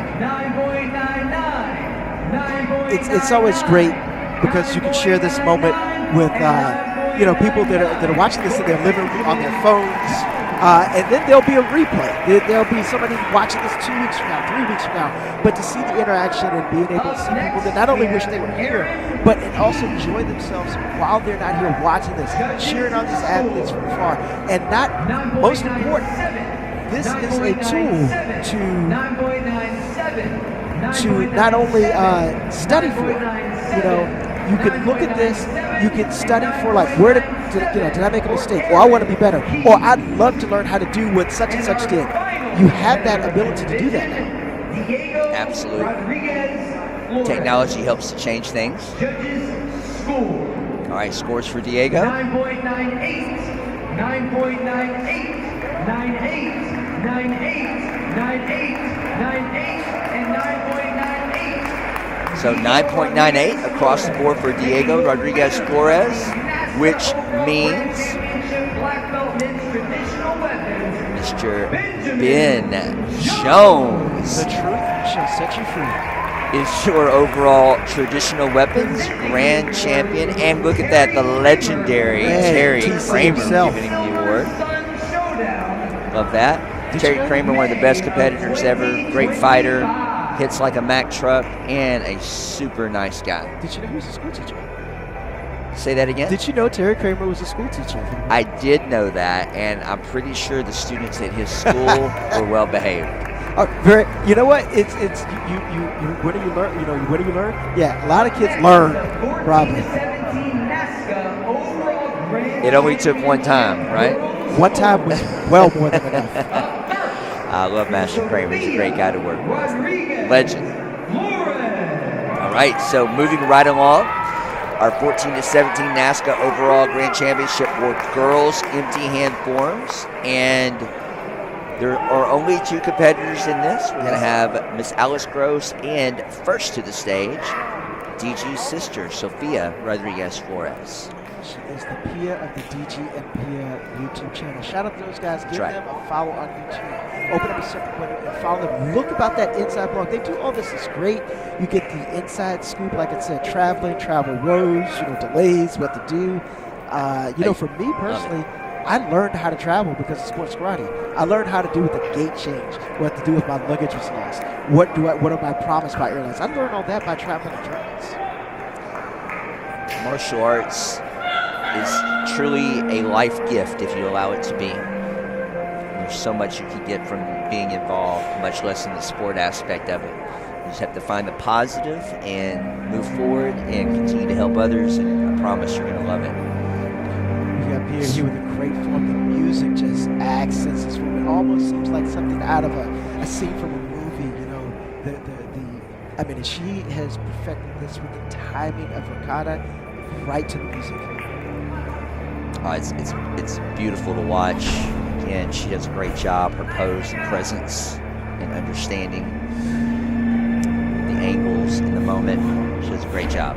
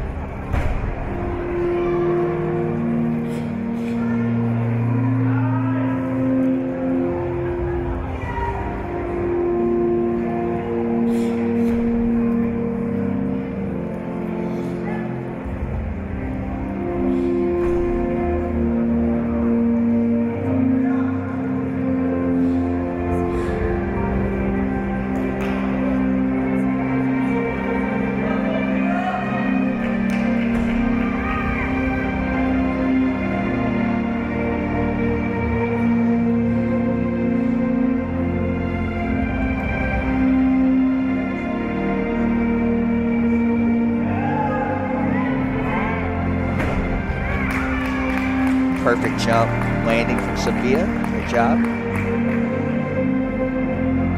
Great flow and timing on this form. She's killing it.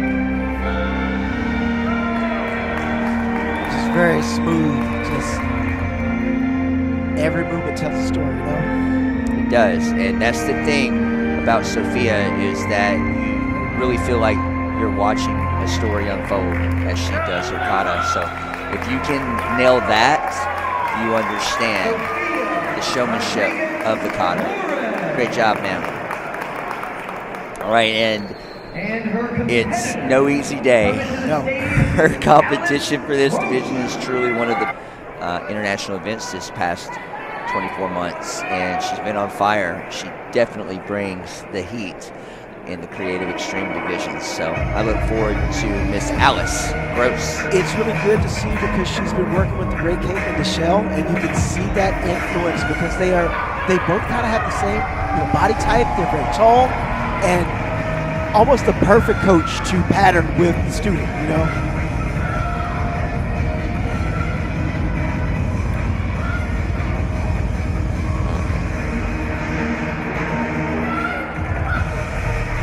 Alice and Caitlin Deschelle have similar body types. Exactly. So as an athlete, and understanding that, and understanding that's important in what you can and can't do and how you present, I think Caitlin is a great person to be coaching and helping Alice whenever she's able to, or when they in a hook way, up. I think it's harder for some of these younger competitors because they're still growing. Yes. So a lot of Yes. times you may start off the year learning how to do something, and you grow another 2-3 inches, and now you've got to figure that out because you're Nice a new body. edge leg from Alice. Yeah, that's. I mean, your growth at the teenage years is so. That's one more thing to deal with, right? Yes. Oh, very nice.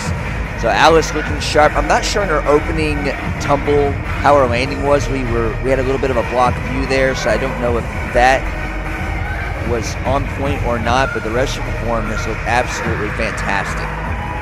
Yeah, I'm pretty sure the judges, they had a good view of that. We were behind one of our cameras, so we couldn't see the exact landing. It seemed a little off to me. It wasn't exactly a spring up, but you know, the judges will tell that story. Yeah, absolutely. And that was a fantastic form from Alice. So just like with Sophia, you're talking about her command of that type of routine. Alice certainly has the command of the creative extreme routine. So wonderful performances from both ladies. 9.99, 9.99, 9.99, 9.98, and 9.98 and 9.98 for Sofia Rodriguez Flores. So that sounded like 4.8s for Sophia and 3.9s. I think I counted that. So if that's correct, that means Alice will get the exact opposite of that, which means she'll receive 4.9s and 3.8s. Judges cannot give a duplicate score, so they must make a decision. And it has to be different. So in this case, 9.98, 9.99, I think we were right. 9.99, and 9.99. Wow. Wow, that was as close as it possibly could be. Awesome. That's exactly what we came here for. Yes, indeed. And Alice Gross will be your overall grand champion for Girls Open Forums, 14 to 17. Speaking of the lady champion herself, Christine Rodriguez on the stage. Co-promoter of the Ocean State Grand Nationals. I loved watching her fight back in the day. She was super feisty. Feisty, An amazing and did kicker. everything. Forms, weapons, and sparring. She was the business person of the tournament. Yeah, she's Lady a legend. like me, if you remember what I'm talking about. That's right. I've got a buddy. My buddy Kit Carmichael was on that show as well. WMAC Masters. Shout out to you guys. My man Carmichael, if you're watching the stream. Carmichael's local. He used to be local. Grew up in the area. Grew up in the area. Yeah, now out of in Texas. He's in the Texas area, and doing great. So just got to visit with him a few months ago, back at the Cowboy Up. He's doing great. The kid's still out there. Oh, it's awesome. All right, and we're moving on to our next division. This is the boys 14 to 17 overall championship. So again, you're going to have your traditional versus your creative extreme. First up is our traditional overall winner, Noah Sancia, representing Team AKA.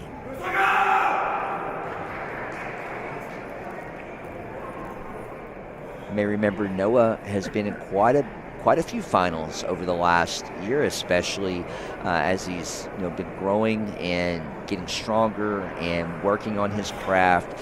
His presence, his traditional presence and timing of the way that he does his kata, he's just kind of got that level. Yep. And if you're involved in martial arts and you've really studied forms and kata work, you understand what I mean. There's a certain Growth. yeah, the flow and the aura of what you're doing and how you're doing it. And with this young man, he's coming into that, and you can see that in most of his performances, which has been putting him on top most of the time. We've seen him on the stage lots, as you mentioned, and every time you can see a little bit better, And that's, if that's not what it's all about, it should be 1% better every time. To get better. I want to be the better version of myself next time I'm on stage. I want to be even better next time. Not to be satisfied with, even if you win, oh great, I won. No, I want to be better than last time. Constant and never-ending improvement towards black belt excellence. Sir, Kanai. Yes. At home, there's a little motivation for your moment. And Noah is working a stunning form up here. Very sharp. Great movement. Balance is on point. Great chambering. Reaction. It's a big jump. Hits it pretty good.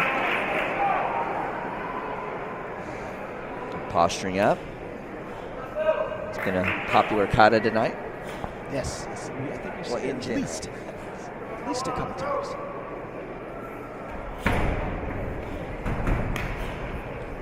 Very nice. It's good, explosive. Yes, sir.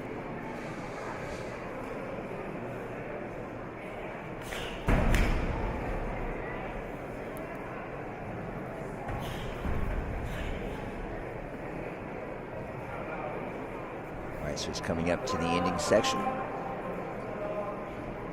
The jump kick. Nice landing.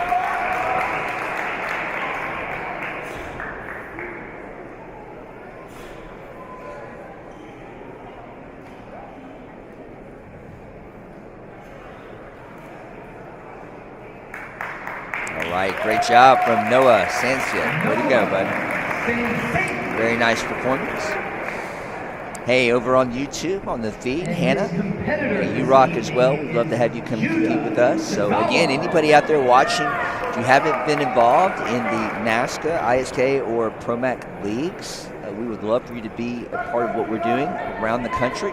There's all types of levels and entry points for beginners, young kids, all the way up to black belt level. And there's nothing wrong, as we've been mentioning all night. We're continuing to want to improve our skills and be better. Always want to and be better.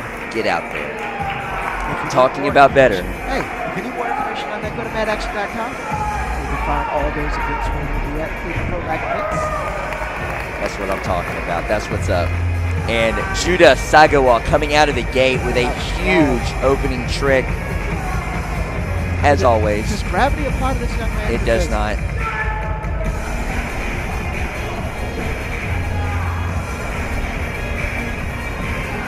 Strong opening combination, right in strong hands. Oh my goodness. 1080 spin, depending on what angle you look at there, right into that entire combination. Very nice. Wow. We look and see if that was just backside, but that was fantastic. Great double there to the kneel.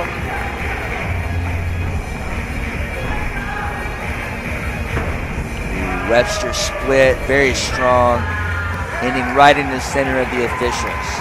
You know, that's something to do as well, to where you end. You know, that's showmanship to make sure you understand where you're ending. Performance from Judah. We'll see if the judges thought that was enough to overcome the consistency and timing of Noah's traditional apples and oranges competition there. And Kim, to answer your question from YouTube comment, that is 2 divisions away. So buckle up, stay tuned. It's coming right on up. So that was the women's black belt traditional forms we were speaking of, sir, correct? Fantastic. It's good. You never know who's watching. I just got a picture from my boss who is watching the stream, so shout out to my boss. Always on our P's and Q's, right? Oh, I got to be well behaved, you know?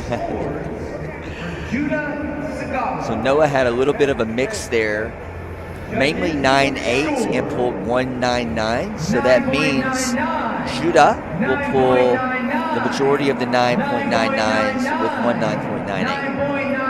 And you can hear that being announced now.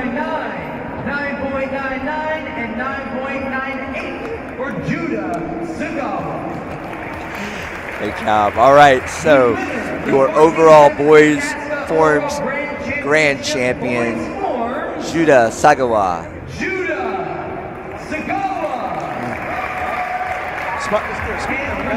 We keep seeing on stage, and imagine, I don't really say a rivalry, but rivalry is a good word for it, but these two gentlemen are going to push themselves to get better and better and better.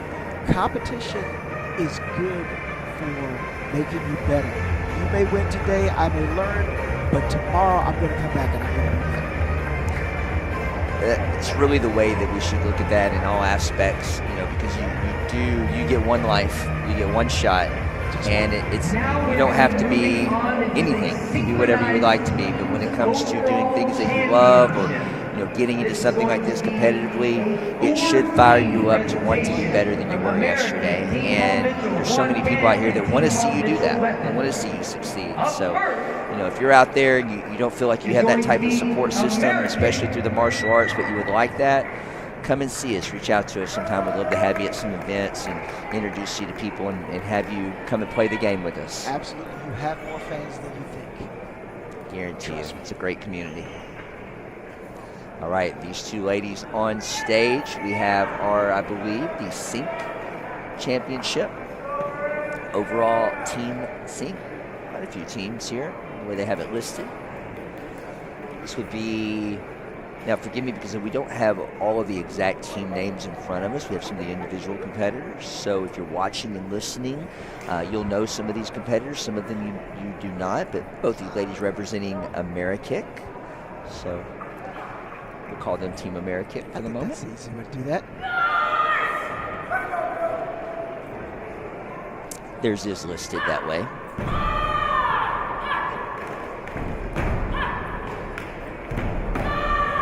Marie and Samantha, both fantastic individual competitors. You saw Samantha take the championship earlier. And now back for Team Synchronized.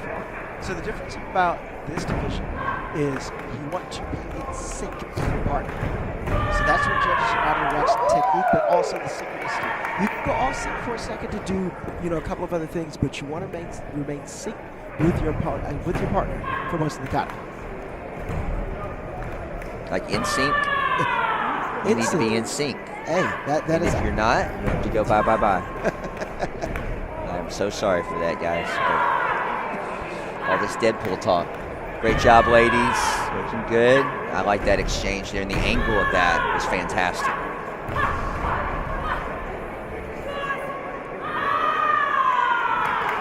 Nice, powerful finish. Great job.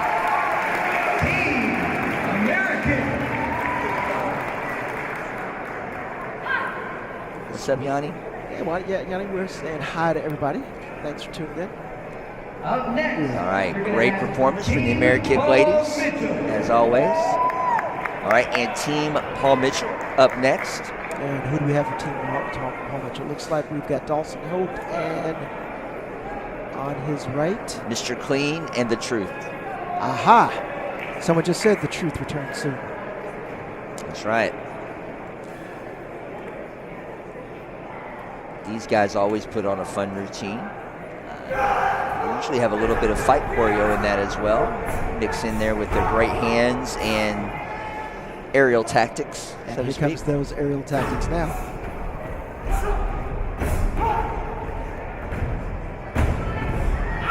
It's almost like a mirror,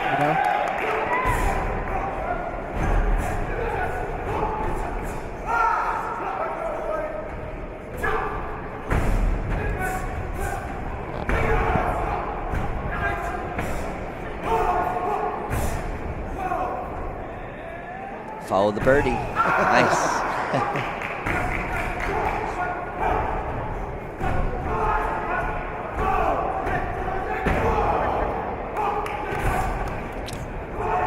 So the majority of the routine has to be synchronized move for move, but it can be done at different angles or in different directions together.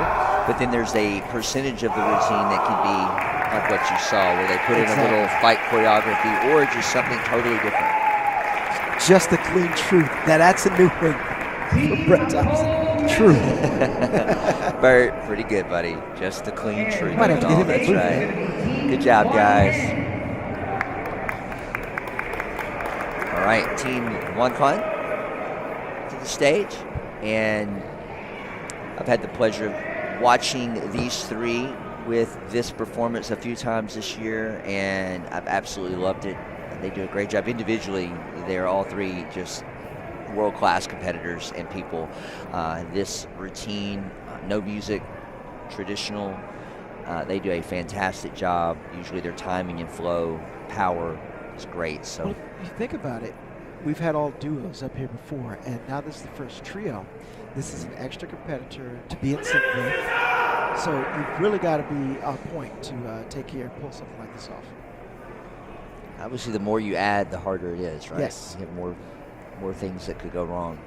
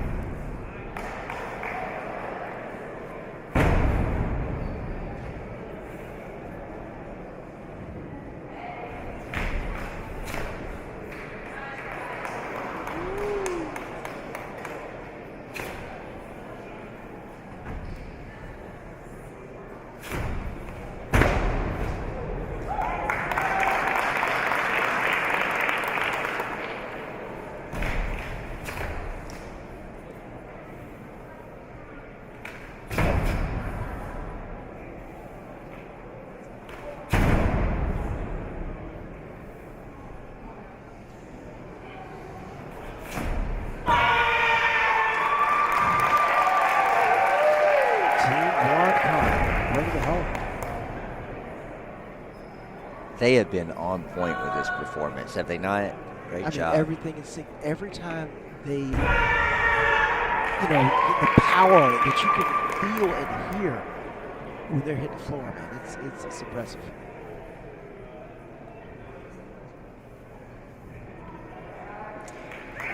Great job, guys. Wonderful to see that. So, very nice. I think there was just one slight little bit of timing thing there on the turn at the end, and it's funny to even say that when you look at that entire story that was just told up there. They did a phenomenal clean, the flow of the creative, or in this case, a weapons sync versus that. Wow, that's tough.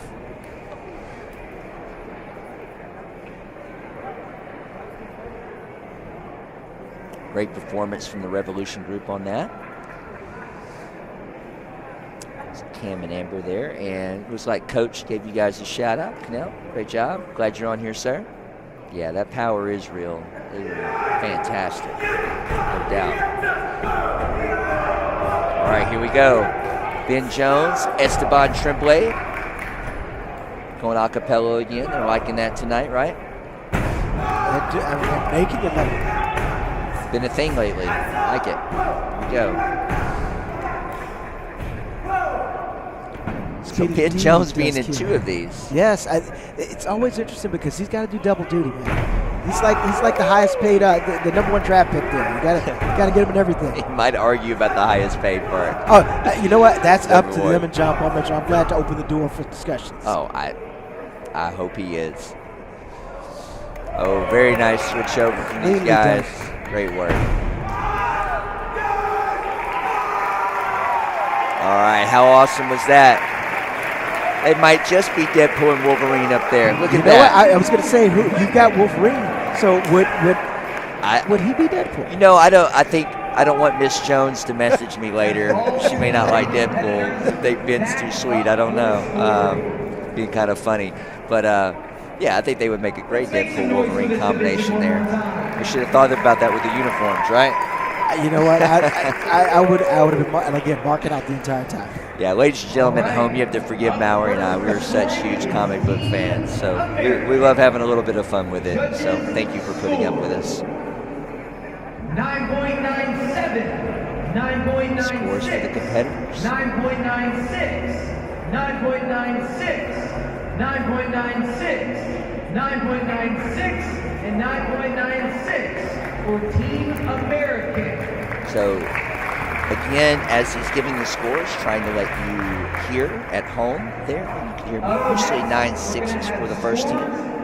Might have put 1.97 there. Those ladies did great. Scores for Team Paul Mitchell, empty hand. 9.96, 9.97, 9.97, 9.97, 9.97. Has to go switch positions to go from one team to the next. This is very unique. See, so Ben got scores and jumps over to the other side. That's great. Hey, a few of you asking questions on here. Looks like somebody asked about Melina and Alice. Yes, they both performed earlier. I'm not sure if they're performing again. Not looking at that list, but they both performed earlier and looked fantastic. Alice won the 14 to 17 Open Girls Forums Championship. 9.99, 9.98. Wow, nice job, nice scores. 9.99 and 9.99. I believe with that last 9. I think that might have done it. That was the fourth one. However, you could have a 10. I keep saying that like I expect someone to throw a 10. If somebody pulls a 10, you're going to have to at least get a high five. I think I deserve it. 9.99, 9.99, 9.98, 9.98, 9.99, 9.98, and 9.98 for Team Paul Mitchell Weapons. Looks like we were right. Team Woncon with the Team Synchronized win tonight. They absolutely killed it.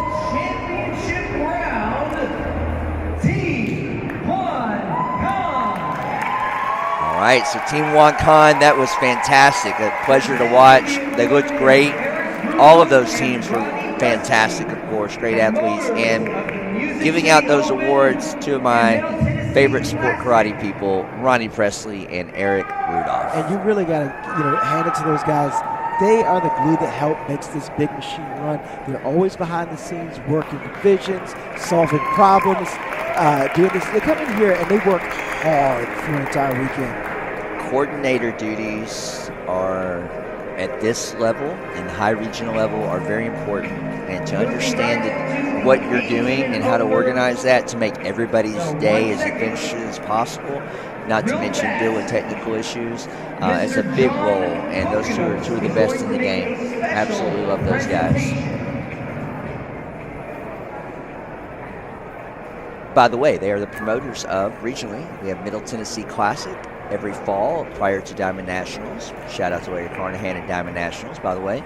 And then also the Music City Smackdown right outside of Nashville, as we mentioned earlier, every June. Part of the Professional Martial Arts Conference, PROMAC, and NASPA coordinators. So both of those guys, legends. All right, we got a little stage acknowledgement here for a moment. Harlan, good to see you. Some people that have really dedicated their life to martial arts. Could M. Funky Brown, Andrina, please stand up for just a moment. When you have run a school as spectators here and all this, when you run a school for 53 years, imagine running a school for 53 years.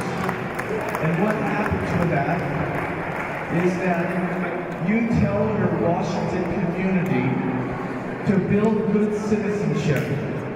You tell your students to realize their potential and keep their promises. You lead your students over 50 on years. YouTube, by the way, Kim, the women's black belt finals is coming up next after this presentation. Actually, the women's traditional arts finals, 18 plus. So what the Browns have done in DC for 53 years is slightly incredible. What a legacy of helping Washington DC. So could we have a nice hand for our host, Naima and the Browns? Thank you for your lifetime of service. Thank you. All right, great acknowledgement there. Thank you so much, the Brown family again, and everybody involved. Definitely appreciate everyone. It's been a great weekend. A lot of hard work, a lot of great people, and they've been great hosts. They've worked hard, tirelessly. You see them running around all day trying to help people, make sure everything's going well. Not every promoter quite understands touching base like they do, so we appreciate them. Well said.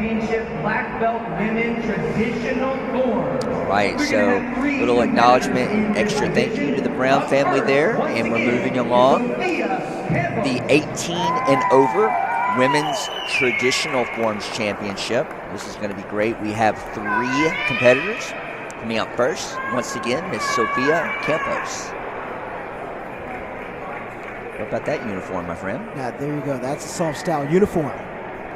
And Sophia looks like she has won twice in this division and electing to go with her soft style routine.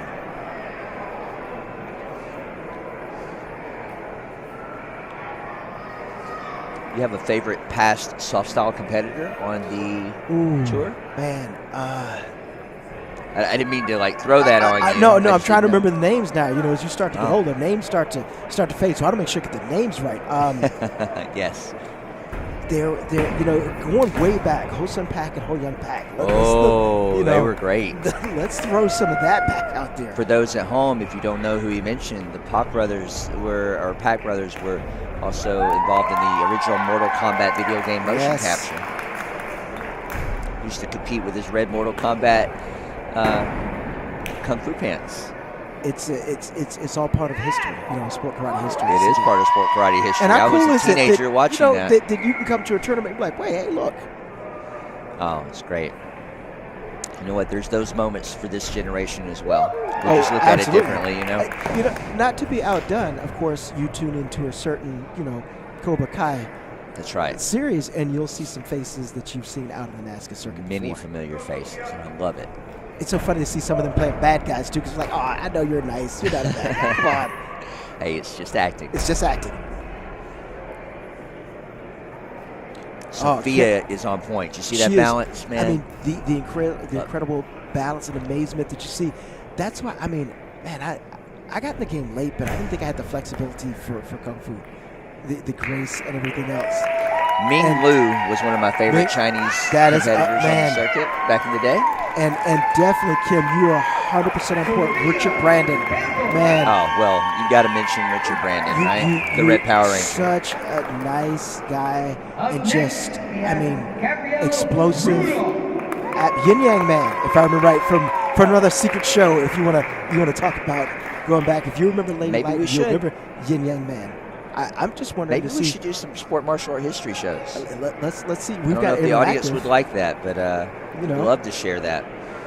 We've got who knows those two characters. If you do know, please post that to the chat. If you remember those two characters, Lady Lightning or Yin Yang Man or the kid who was Carmichael Simon, what show are we talking about? Bum bum bum. Let's see. There's some Googling going, I bet. Top overall forms competitors in the country today. Working very hard, improving her game every year. She's about to show us.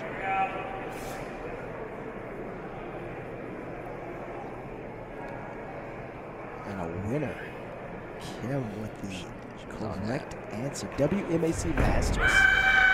Man, that was a fun time in sport karate. Kim, thank you for the comments and the compliment there.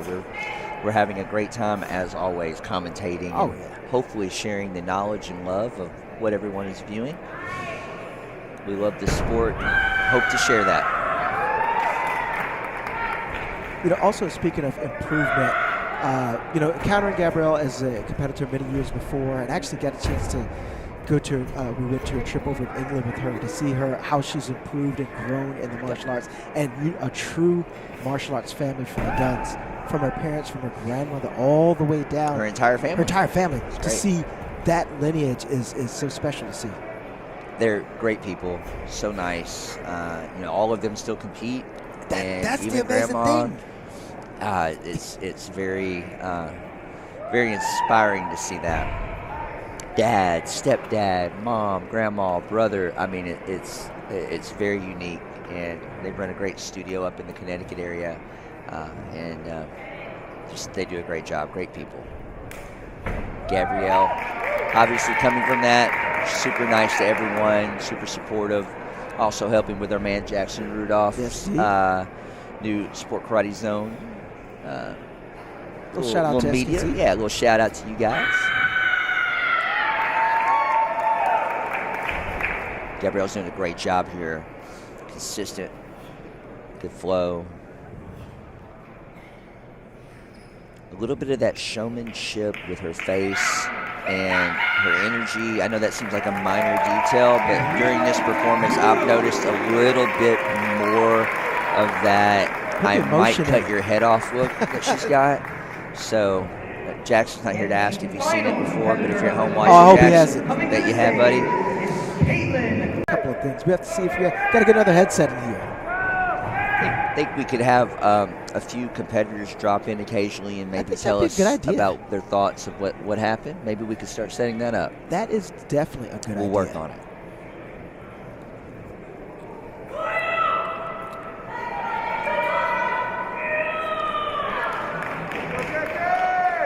Caitlin Vaughn. She has quietly appeared on this stage 3 times tonight. Well, I'm just saying. Remember earlier, she's won so many multiple grand championships over the last, it's definitely this season for sure. I don't want to get statistics wrong, but winning all 3 fighting weapons and forms earlier this year. Yes, that is correct. I remember seeing that post, and that then I found myself working out with her the next weekend. Oh, really? Yeah, I had a chance. How cool is that? I had a chance to ask her about that. It was great. I'm sure she was pumped. She looked great that weekend. We that was at Competes, I believe, that first time, and commentating that with Johan Vosch, and we were like, she's here again. She's here again, and she's winning again. So, yeah, that was a big weekend, and you can see why on stage right now. Great technique, great posture, and kicks are a 10. Sometimes you just peak at the right moment, Yes. It's always interesting around the first couple tournaments over the year, because if there's ever a break in competition, it's over the Christmas break, and you've got a lot of chance to retool some things, maybe work on something else, something flexibility, forms, anything, and then you, boom, the beginning of the year is right away. You get to come out and show what you've been working on. All right, great performance from Miss Caitlin Vaughn, on point, great technique. Now, we keep talking about differential and what the judges think in comparison. If you're watching at home, that was a great example. 3 different traditions, so to speak. Yes. You have the Korean base, you have the Japanese Okinawan base, the Chinese base. So that was a true grand championship right there. 9.97. Very much so. 9.97. 9.97. 9.97. 9.97. 9.97 and 9.97 for Sophia. 9 sevens across the board for Sophia. Now here's the true test of the judges with these last 2 competitors that, based on their performance, thought they may get the 2 higher scores of the 3.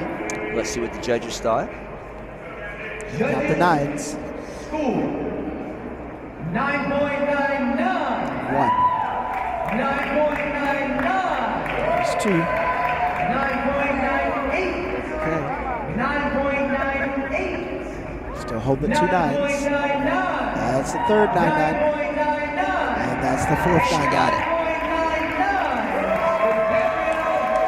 Wow, all right. So Gabrielle Rudolph pulls, I believe, that was 5 out of the 7. That was 5, correct? Yeah, 5 out of the 7 nines. Which Unless unless there's a 10. So, folks at home, Mallory is wanting to see a 10.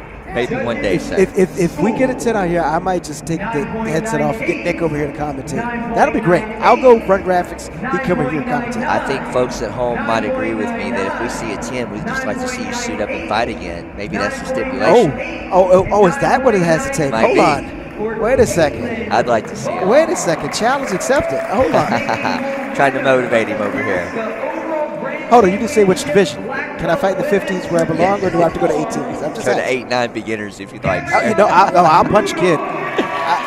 Congratulations. All right, to so Gabrielle. we were having fun with that. I would love to see Mallory back on stage, and so would all of you, I'm sure. Right there on stage, as we mentioned before, that little joke, Miss Gabrielle Rudolph pulled the majority of the 9s, so she is your overall women's black belt traditional forms winner. It's 18-plus divisions, so every age group had a chance to qualify for that and make the finals. Those were the last 3, just in case you were wondering how that worked. And again, as we mentioned, we have different divisions throughout the weekend, and then they have to go to what you would consider a runoff or rundown the championship to earn their right to the finals. Got to go through a lot of stages. A lot of stages. There's just, the half that you see is not all that's involved. We have 3 competitors in this division this evening. Our first competitor is going to be Andrea Guzman. Hey, sorry, we are looking at our scorecard, trying to figure out which division. It would be nice if we had a monitor to tell when we actually on camera. So sorry, but they were looking like, wait a minute. Our women's CNX forms is up next, and we're pretty amazed, by the way, because Caitlin Vaughn's going to be right back on stage. That's what I was looking at. That's why I thought we were on the wrong thing. I was like, wait a minute, how can she be right back on in the division and she's running right back? Well, but that's what it is. Fast like the Flash. Hey, that's what it is. That's what it is. I love it. All right, so this is the Women's CMX Overall Forms Championship. At least they let her go last. That's nice. That's right. Andrea Guzman is on stage representing Team Competitive Edge. Oh, nice. X out to start. And fond memories of starting routines with X outs. when you do that and stick it, that landing, Looks great. you're like, oh, I got this I now. feel like Iron Man. No doubt. Well, I did back in the day anyway. Now I might land on my head. Yeah, those landers are a little bit more painful nowadays. It's a little harder and hurts a lot more. Yes, sir. All right, Audrey's bringing it. Nice power, nice speed. Get clean so far. Nice kicking set.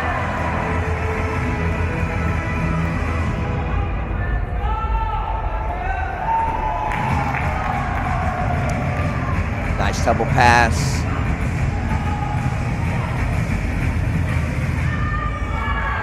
All right. That's Short, a great sweet, way to clean open from up Miss that Guzman. division. Great job. Andrea Guzman. So Andrea hit that pretty sharp. Again, great power, speed in her transitions. Up next, Great we're gonna hands, have good Lily tricks. Look McGuire. great. All right, and Lily McGuire next to the stage, representing Kick Team. We've seen her on the stage before, so expect some high, powerful kicks, of course. Showing off that great Taekwondo background. That's right. I believe Lily, part of the training group with Master Young Wan and Amy Lotta in the Georgia area. Kick Team has great presence in that region. We appreciate all their support at all of our regional events, by the way. So shout out to them. And look at Lily. She's so versatile, as many of these athletes are. We're talking about their ability to do different things. And we watched her traditional earlier in those beautiful kicks that she has. But she's getting to show off that speed and extra power level here, and the fact that she can trick as well. She's got creative moves as well. You've got that solid base traditional, but you can also do a little bit more modern as well. She's a great athlete. Can really kind of do it all. Great attitude. Great job, man. Lily McGuire. So definitely a great performance from Lily. And next up, as we mentioned, you've seen her a few times. I'd say a couple. Miss Caitlin Vaughn. Man, I will say this: her recovery ability is excellent because she just ran off stage, get a couple deep breaths, and now back on for another kata. Looks like it's going to be a musical one.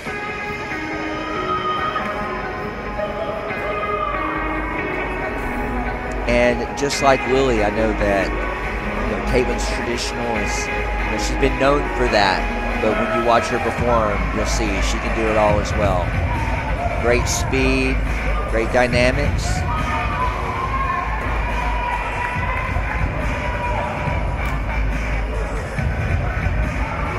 Oh, very nice. Clean.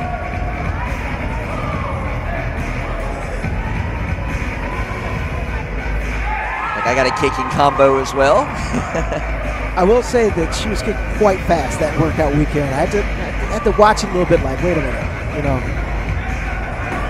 Didn't want to eat one of those side kicks, Oh, she can fight.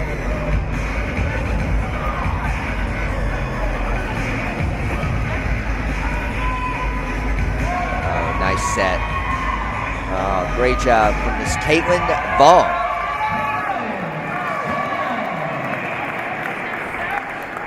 Nice and clean. I'll be interested with the judges here too. I know what I have in my head after watching those three, but it's pretty close. They different, but also similar enough to make it a little hard. Let's see what those Someone judges value. 9.98, 9.99, 9.98, 9.98, 9.98, 9.98, and 9.97 for Andrea. Andrea takes one of the nines off the board. 1-9, handful of eights, a couple of sevens. Lily McGuire.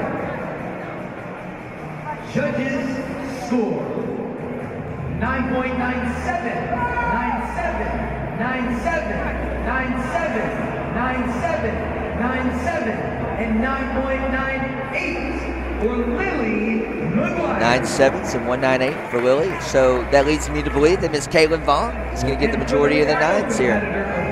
Unless, but you're correct, yes.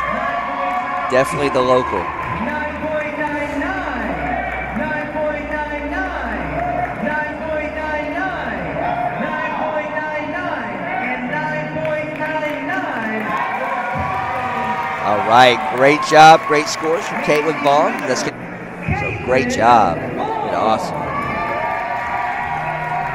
Presenting this award once again. We had to pose The for- great Emily Cooper Yes. with Sport Martial Arts, always keeping things going, And by that's the the way. one We that's appreciate answered her. your questions in the chat. She had to come by and take a picture of us. So we had to pose for a second. Absolutely. Joey's making me look good. Thank you, sir. I thought you were making me look good, sir. We're coming out to the better part of average. Thank you. Teamwork makes the dream work. Indeed. All right, great job, ladies. That was very fun to watch. And hopefully at home you enjoyed that. 3 of the top creative and extreme ladies in the game today. There's a few more out there that we'd love to see back next year as well, and I know they would. Love that great competition. The men are up next, and I think we have 2 competitors, sir. That would be Mr. S. I think Your there might be bets some now. flips, tricks. There might be a few flight. flips and trips, flights, Little air. airtime, lots of stuff like that, definitely. Well, I'm excited. These are 2 of the top young Bunch, Dad, a bunch. It's like you become a fan because you competed against a guy, competed with a guy, and you see his son doing so well. Yes. It's great. It's fantastic to see that next generation take off. There's another airplane pilot. Hey, brother, I understand. I competed against Esteban's father quite a few times back in the day, and he's still competing like a madman. I love it. He's definitely still out there. All right, Esteban is first on stage representing Team Paul Mitchell. And let's see what the... Don't at me. But for tonight, we're giving you some positive love as the Wolverine, buddy. And Ben, we will have team sparring coming up right after this. Yeah, we have the women's open weight and team sparring still to come. So if you're a fan of fighting or... Go out with a bang. Yeah, definitely. Looks like Esteban is prompting for music. Yeah, it looks like they're just trying to get their music. And you know what? here. He waves it off. Said, no. We're going to go without the music. And I will begin like this. One jump up, turn, superhero landing. Let's go, bub. Let's go. All the variants are attacking him, so now he's got to go off, right? I don't know which Earth this is, but you know what? You're in for a show.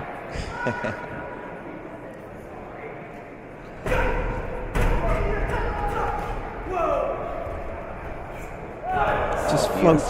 Beautiful. Oh, very nice. Who needs music? Wow.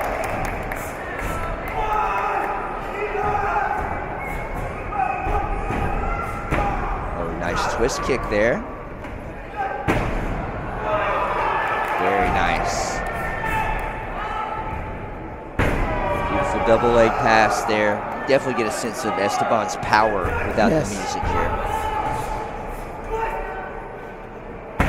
Oh, nice Webster to split, finish. Fantastic Tell the job. DJ to take the night off. I don't need the music. Man, I heard that. He did not need any music. That was great. Great job, sir. Great performance. Smooth, powerful.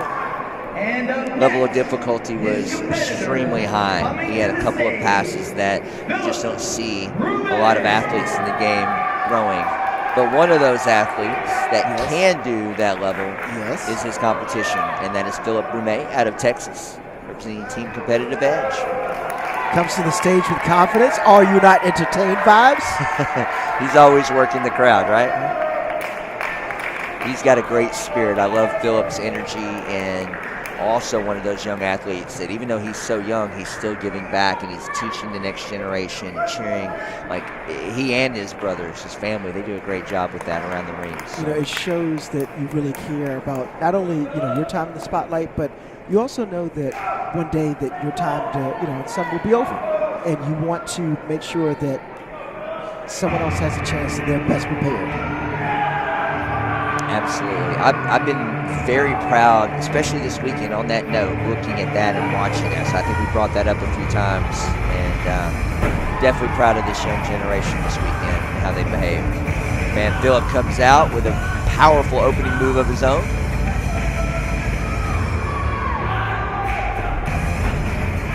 Here he goes. Fierce hand combination into a kick combination. No speed lost.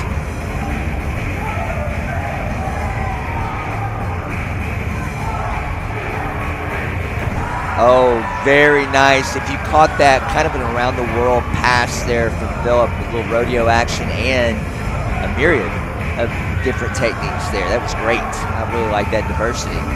Oh, nice. And he's going to show I can do it too. Love it. Had a little different angle on his too. That was great. That is such a high-level kick. Fantastic performance from Philip. Who May. are the judges going to give this to? That is the question. Yeah, so of course, at home watching, hopefully you guys had your votes as well there, but that was a great championship where they both hit it pretty good. So that's going to be tight, and you really can't go wrong either way. So, see what the judges value. 9.99,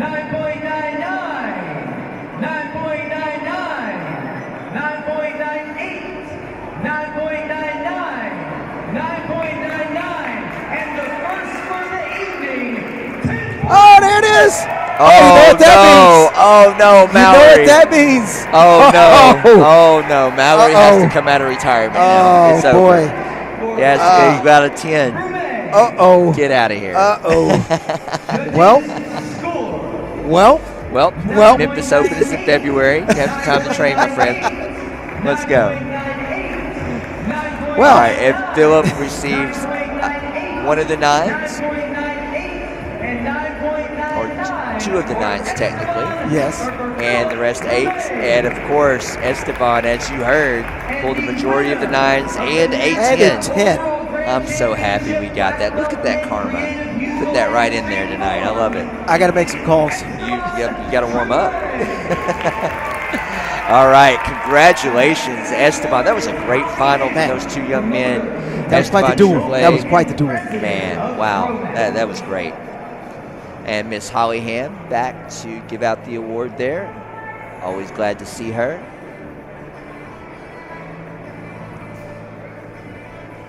And that's what's up. Great job, guys. Your 18 and over Forums CMX champion, Mr. Esteban Tremblay. Great job, gentlemen. Wolverine / Air Canada. Man. All of the judges. I've got to find out Mr. Phillips' nickname. A lot of them enjoy that and they have fun with that. So if you are listening at home, we do enjoy having fun with the. If anybody's got a good nickname for Philip Rume, go ahead and drop that down in the chat. You know, that could be dangerous. Love to leverage the creativity of the chat.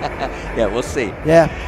We have men's fighting, or I'm sorry, let me make sure that I'm speaking correctly here. I believe we have the women's final coming up next, correct? So we've got Katarina Herman and Savannah Wolnick coming up. So we saw before Katarina with those long legs. Okay, so you know the plan. Okay, she's going to come out and try to kick her head off. All right, so Savannah, she has got to know, okay, that's the plan. But what is your plan? How are you going to counter that? And that's the great thing about knowing some of your opponent. To me, when you come up and you see someone that you've seen before, it's like, okay, all right. I already know what's in store for me. Right. But I've got to counter that. So Katarina's been, ever since she won the Warrior Cup, I believe it was a year or so ago, She has been on an absolute great winning streak, and she's always looking to improve. She's always looking over to Coach Damien and saying, what can I do better? What can we review? How can I fix things up? So she's not satisfied for where she's fighting at right now. And one of the kindest people that you will meet out there, always speaks highly of her competition and always looking to excel. Well, I absolutely love that. Both of these young ladies, sharp, nice, work hard. They've got great kicking ability. It should be a kicking match. Yes, indeed. But again, one person will concede the kicks to the other opponent. Whether you decide to do that earlier, it might work out better for you. If you say, hey, I'm going to let them win the kicking battle, and I'm going to work on my hands and ankles. That was a back fist for Katarina. However, Samantha got there first. So that's the differential when you see, the resulting technique. It's first to score. We're not trying to knock out here. And Katarina counters with the side kick was not a word. Still 1-0. Savannah. Minute and 20 seconds remaining. Oh, that kick might have scored. We got 2 points for Katarina. Score is The score is 2-1. Katarina leads. And of course, this is only 1 2-minute round, so you can pace yourself and decide, when do I want to go up for the kill? You don't want to get down too far, this early with only 1 round. So you notice, that side kick scored. Carter, as she moved, she was moving to the angle, and that quick side kick set her down. Yeah, that was quick. Like a little jab with that side kick. Very much so. A lot of times you think about the head kicks, but you forget the bodies right there. That was a great exchange. Savannah came in. I thought might have had that reverse first. You can tell by the angle. It's still 4-1. You got to keep those hands and feet moving now. Did she close the gap? Yes, she did. It was 2-4. I like the way she's pacing this. 33 seconds to go. You can get 2 points really quick, but you can't give up any more right now. You got to be really sneaky. Really sneaky. Too much of a pause. Unfortunately, too much of a pause. Two pause, right? And it's Katarina shows you I can punch too. Oh, that was quick. I mean, she's got some quick jabbing movement there, taking advantage of her length. Good body punch. I got that one for Savannah. That's right. Savannah She's got 10 seconds to score 2 points. Can she do it? She's staying very straight in line with Katarina. Right, and you notice she's staying up. She's got 1 point. She's got 1 second. She's got to go for it. She's got to go for it. Did she get it? The judges say she did. She tied it up. The judges gave her the point. It is now tied up. Sudden victory. It is 5-1. She must. You know what? If I was Joe Greenhall, go. You got 1 second. That was great. Wow. Tied it up 5-5. Now here's the thing. What do you do right now? Sudden victory. Do you go immediately or do you wait to counter? Let's see. I think someone's going to go right away. I think you get out of the gate, right? Yep. Oh, Savannah tried in a way to come out of the gate there. Right? Oh, wait. With that exchange. No, that goes to Katarina. Great exchange. Katarina. The way the judges were pointing, I thought it was going to Savannah. That was an excellent match. Yeah, that was fantastic, ladies. Thank you. Great match. Wow, Savannah really had a great little comeback there. You know what? And as you mentioned, staying poised in the pocket. You notice she knows that Katarina has long legs, but she stayed in the pocket. She stayed at the end of her foot, so it wasn't a threat, which also doesn't take her off the board for blitzing in and getting that point. That's right. Great distance management by her. Love it. Great analysis, and looking at that. I almost sound like I know what I'm talking about. You do.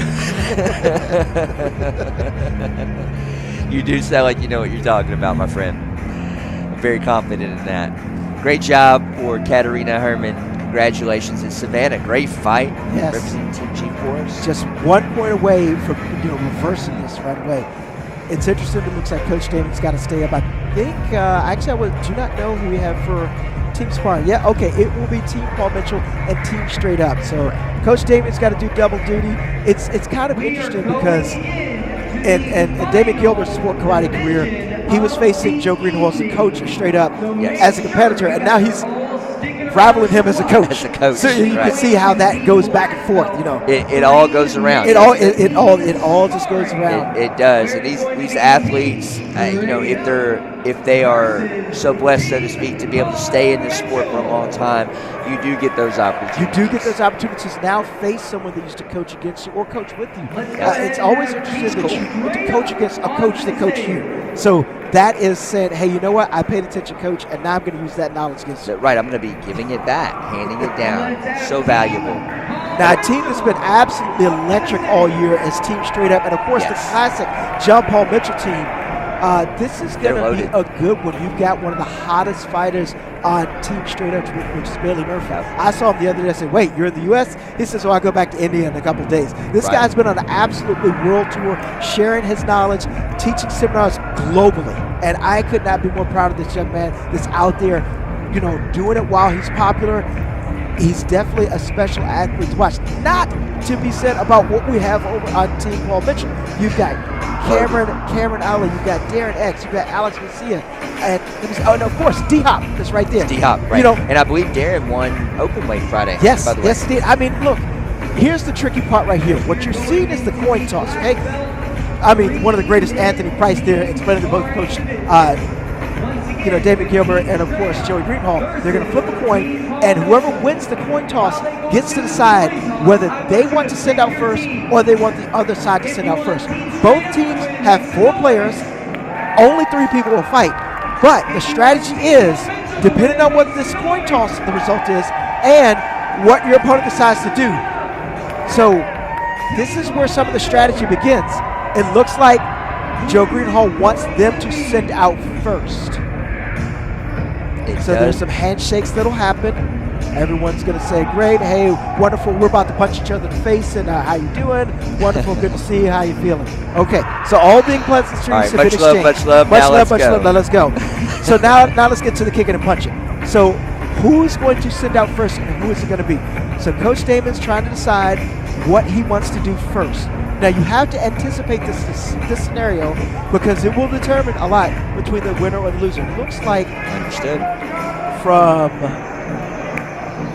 Team Straight Up, I think is that Jay Mills? I can't quite see from here. Can't tell the spot. We have a little bit of a block there. And then we've got Brandon Ballou and, as you mentioned, Bailey Murphy over there. And I wasn't sure of each of the team members since we didn't have the listing there, because I know they have a little bit of interchange. Exactly. So forgive us if we're a little bit off on the individual. I think this is Mr. Mills. I do know that's Cam Dawson / Ali.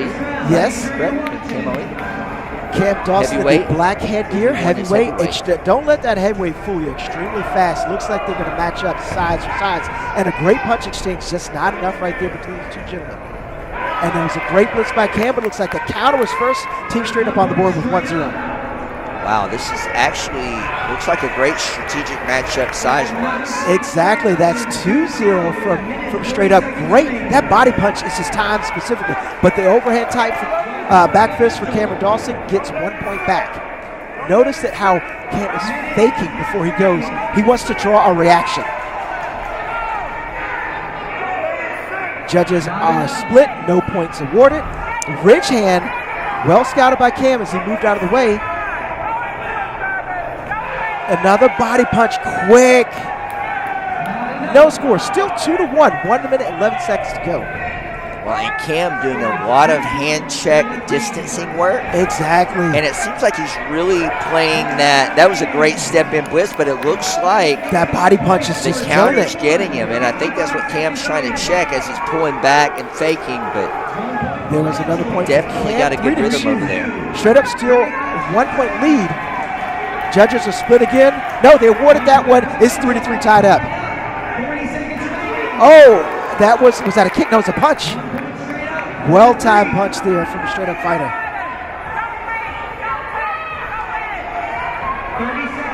30 seconds to go. On the right of your screen there. Aha. Okay.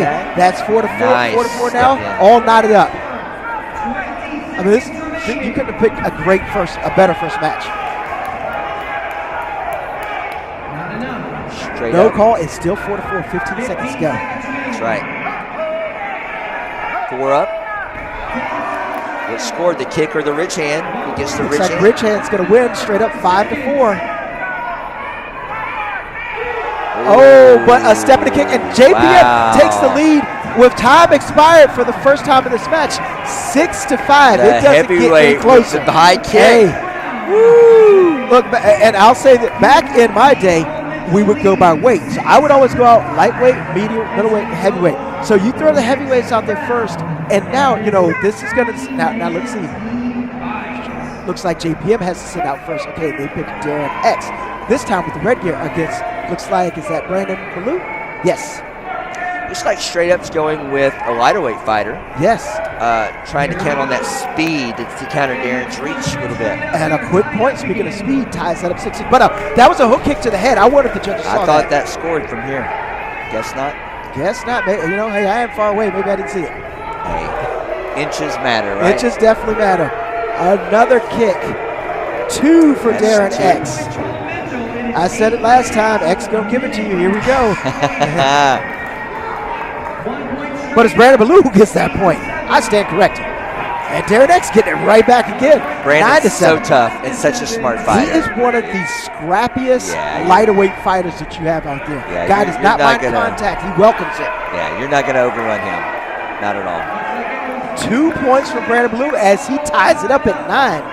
While the judges are trying to figure out what they're doing. Great story about Brandon Ballou. When he went to study martial arts, he picked the first, or his dad picked the first karate school in the book, which happened to be Joe Greenhall. So I said, wait a minute, all this time, just a quick split of fate, you could have gone to someone else. I mean, it's crazy when you think about it. He could have been at some other school that didn't prioritize competition like Mr. Greenhall did, but instead you got this man who is leading 9-9 out of that fight 51 seconds ago, and you get, the talent that you see on stage. Wow. X scores again. 10, JPM 1 point. Another exchange. JPM opens up with a 2-point lead. 41 seconds ago. Brandon trying to work his way past X's that front leg. I'm waiting to see who's going to cut the angle, who's going to make the commitment right now. Darren X with a front head back fist to the score. No, Ballou gets that. It's 10-11. We're down to 1 point lead, 26 seconds to go in the second match of team fighting.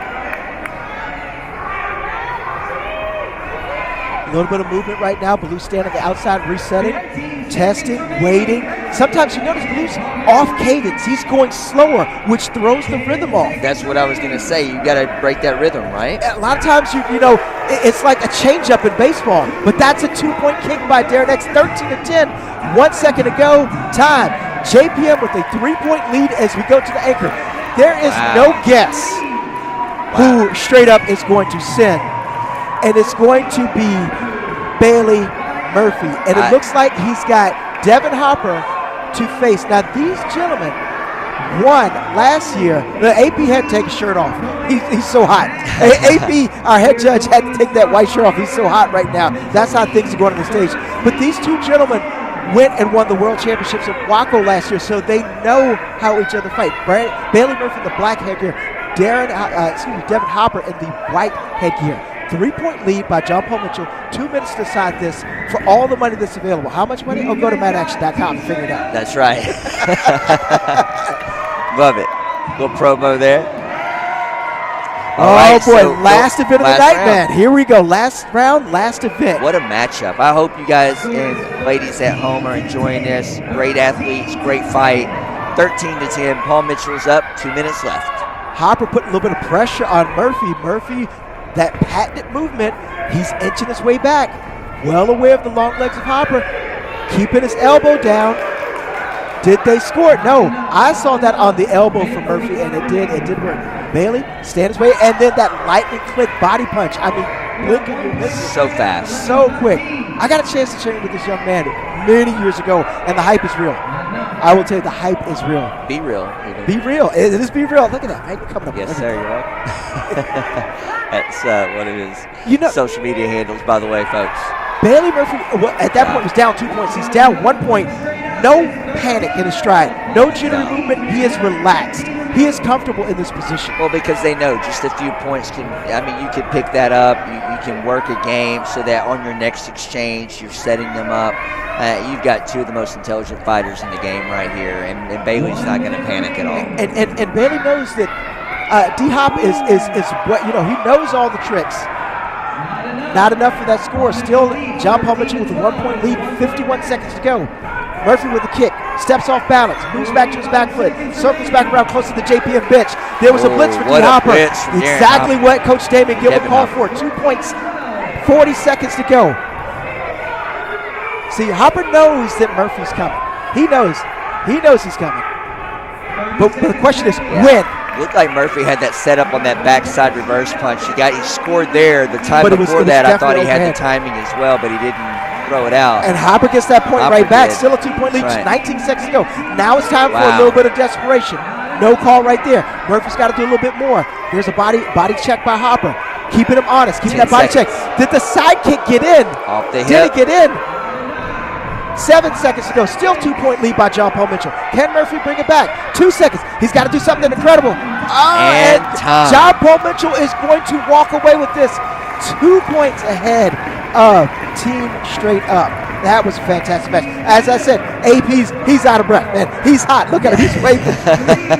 Our head judge burned some calories. Well, you know, he may not get enough reps normally, so it's a little harder on him up there, maybe. Hey, we'll see. I will tell you, Price, much every love. single one of those judges enjoyed that match. They're all fighters. Oh, they did. They're- By the way, that was Terry Kramer, Anthony Price, and Mr. Justin Johnson out of Tennessee up there calling the action. So we appreciate those officials. It is always good to see such qualified judges being on top of things right away.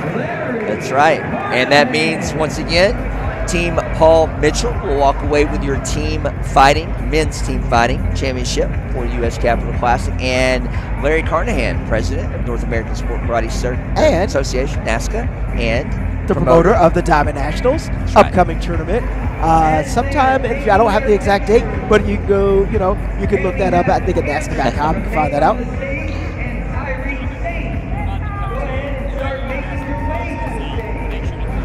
All right, we've got Man, we've got Team Paul Mitchell being awarded. Yeah. And the team is excited to give the love. We love it. Miss Ham bringing the awards up. Yeah, and you know what, man? It was a great night here at the U.S. Capitol Classics. We definitely want to shout out the Brown family, who has done this so many years and done it just so well. This wouldn't be possible without them. Absolutely. Congratulations to all the winners. Congratulations to all the competitors who have done this, who have entertained us. Thank you for everybody that tuned in on the stream. Thank you, Joe Perry, for sitting beside me, laughing at my bad jokes. Appreciate that. Hopefully the audience enjoyed that. We didn't hit them too hard with it. I don't think. But you know what? There's always next time. There is always next time. We appreciate everybody at home watching the 2024 U.S. Capitol Classics and China Open. We really hope that you'll join us again for our next broadcast, your SportsMartialArts.com. Mallory, it was absolutely a blast with you tonight. Hey, thank you, my friend. I appreciate it. Hey, guys, we'll love for you guys to tune in. Love you, Mom, and always miss your dad. Much love there. And once again, thanks, Reed Presley in-house. Leading the crowd, and the big thank you to the Brown family. Wonderful hosts this weekend. We appreciate everything that you do for martial arts, and thank you for having us call the shots tonight. Thank you, Mallory. Thank you, guys. Much love. Enjoy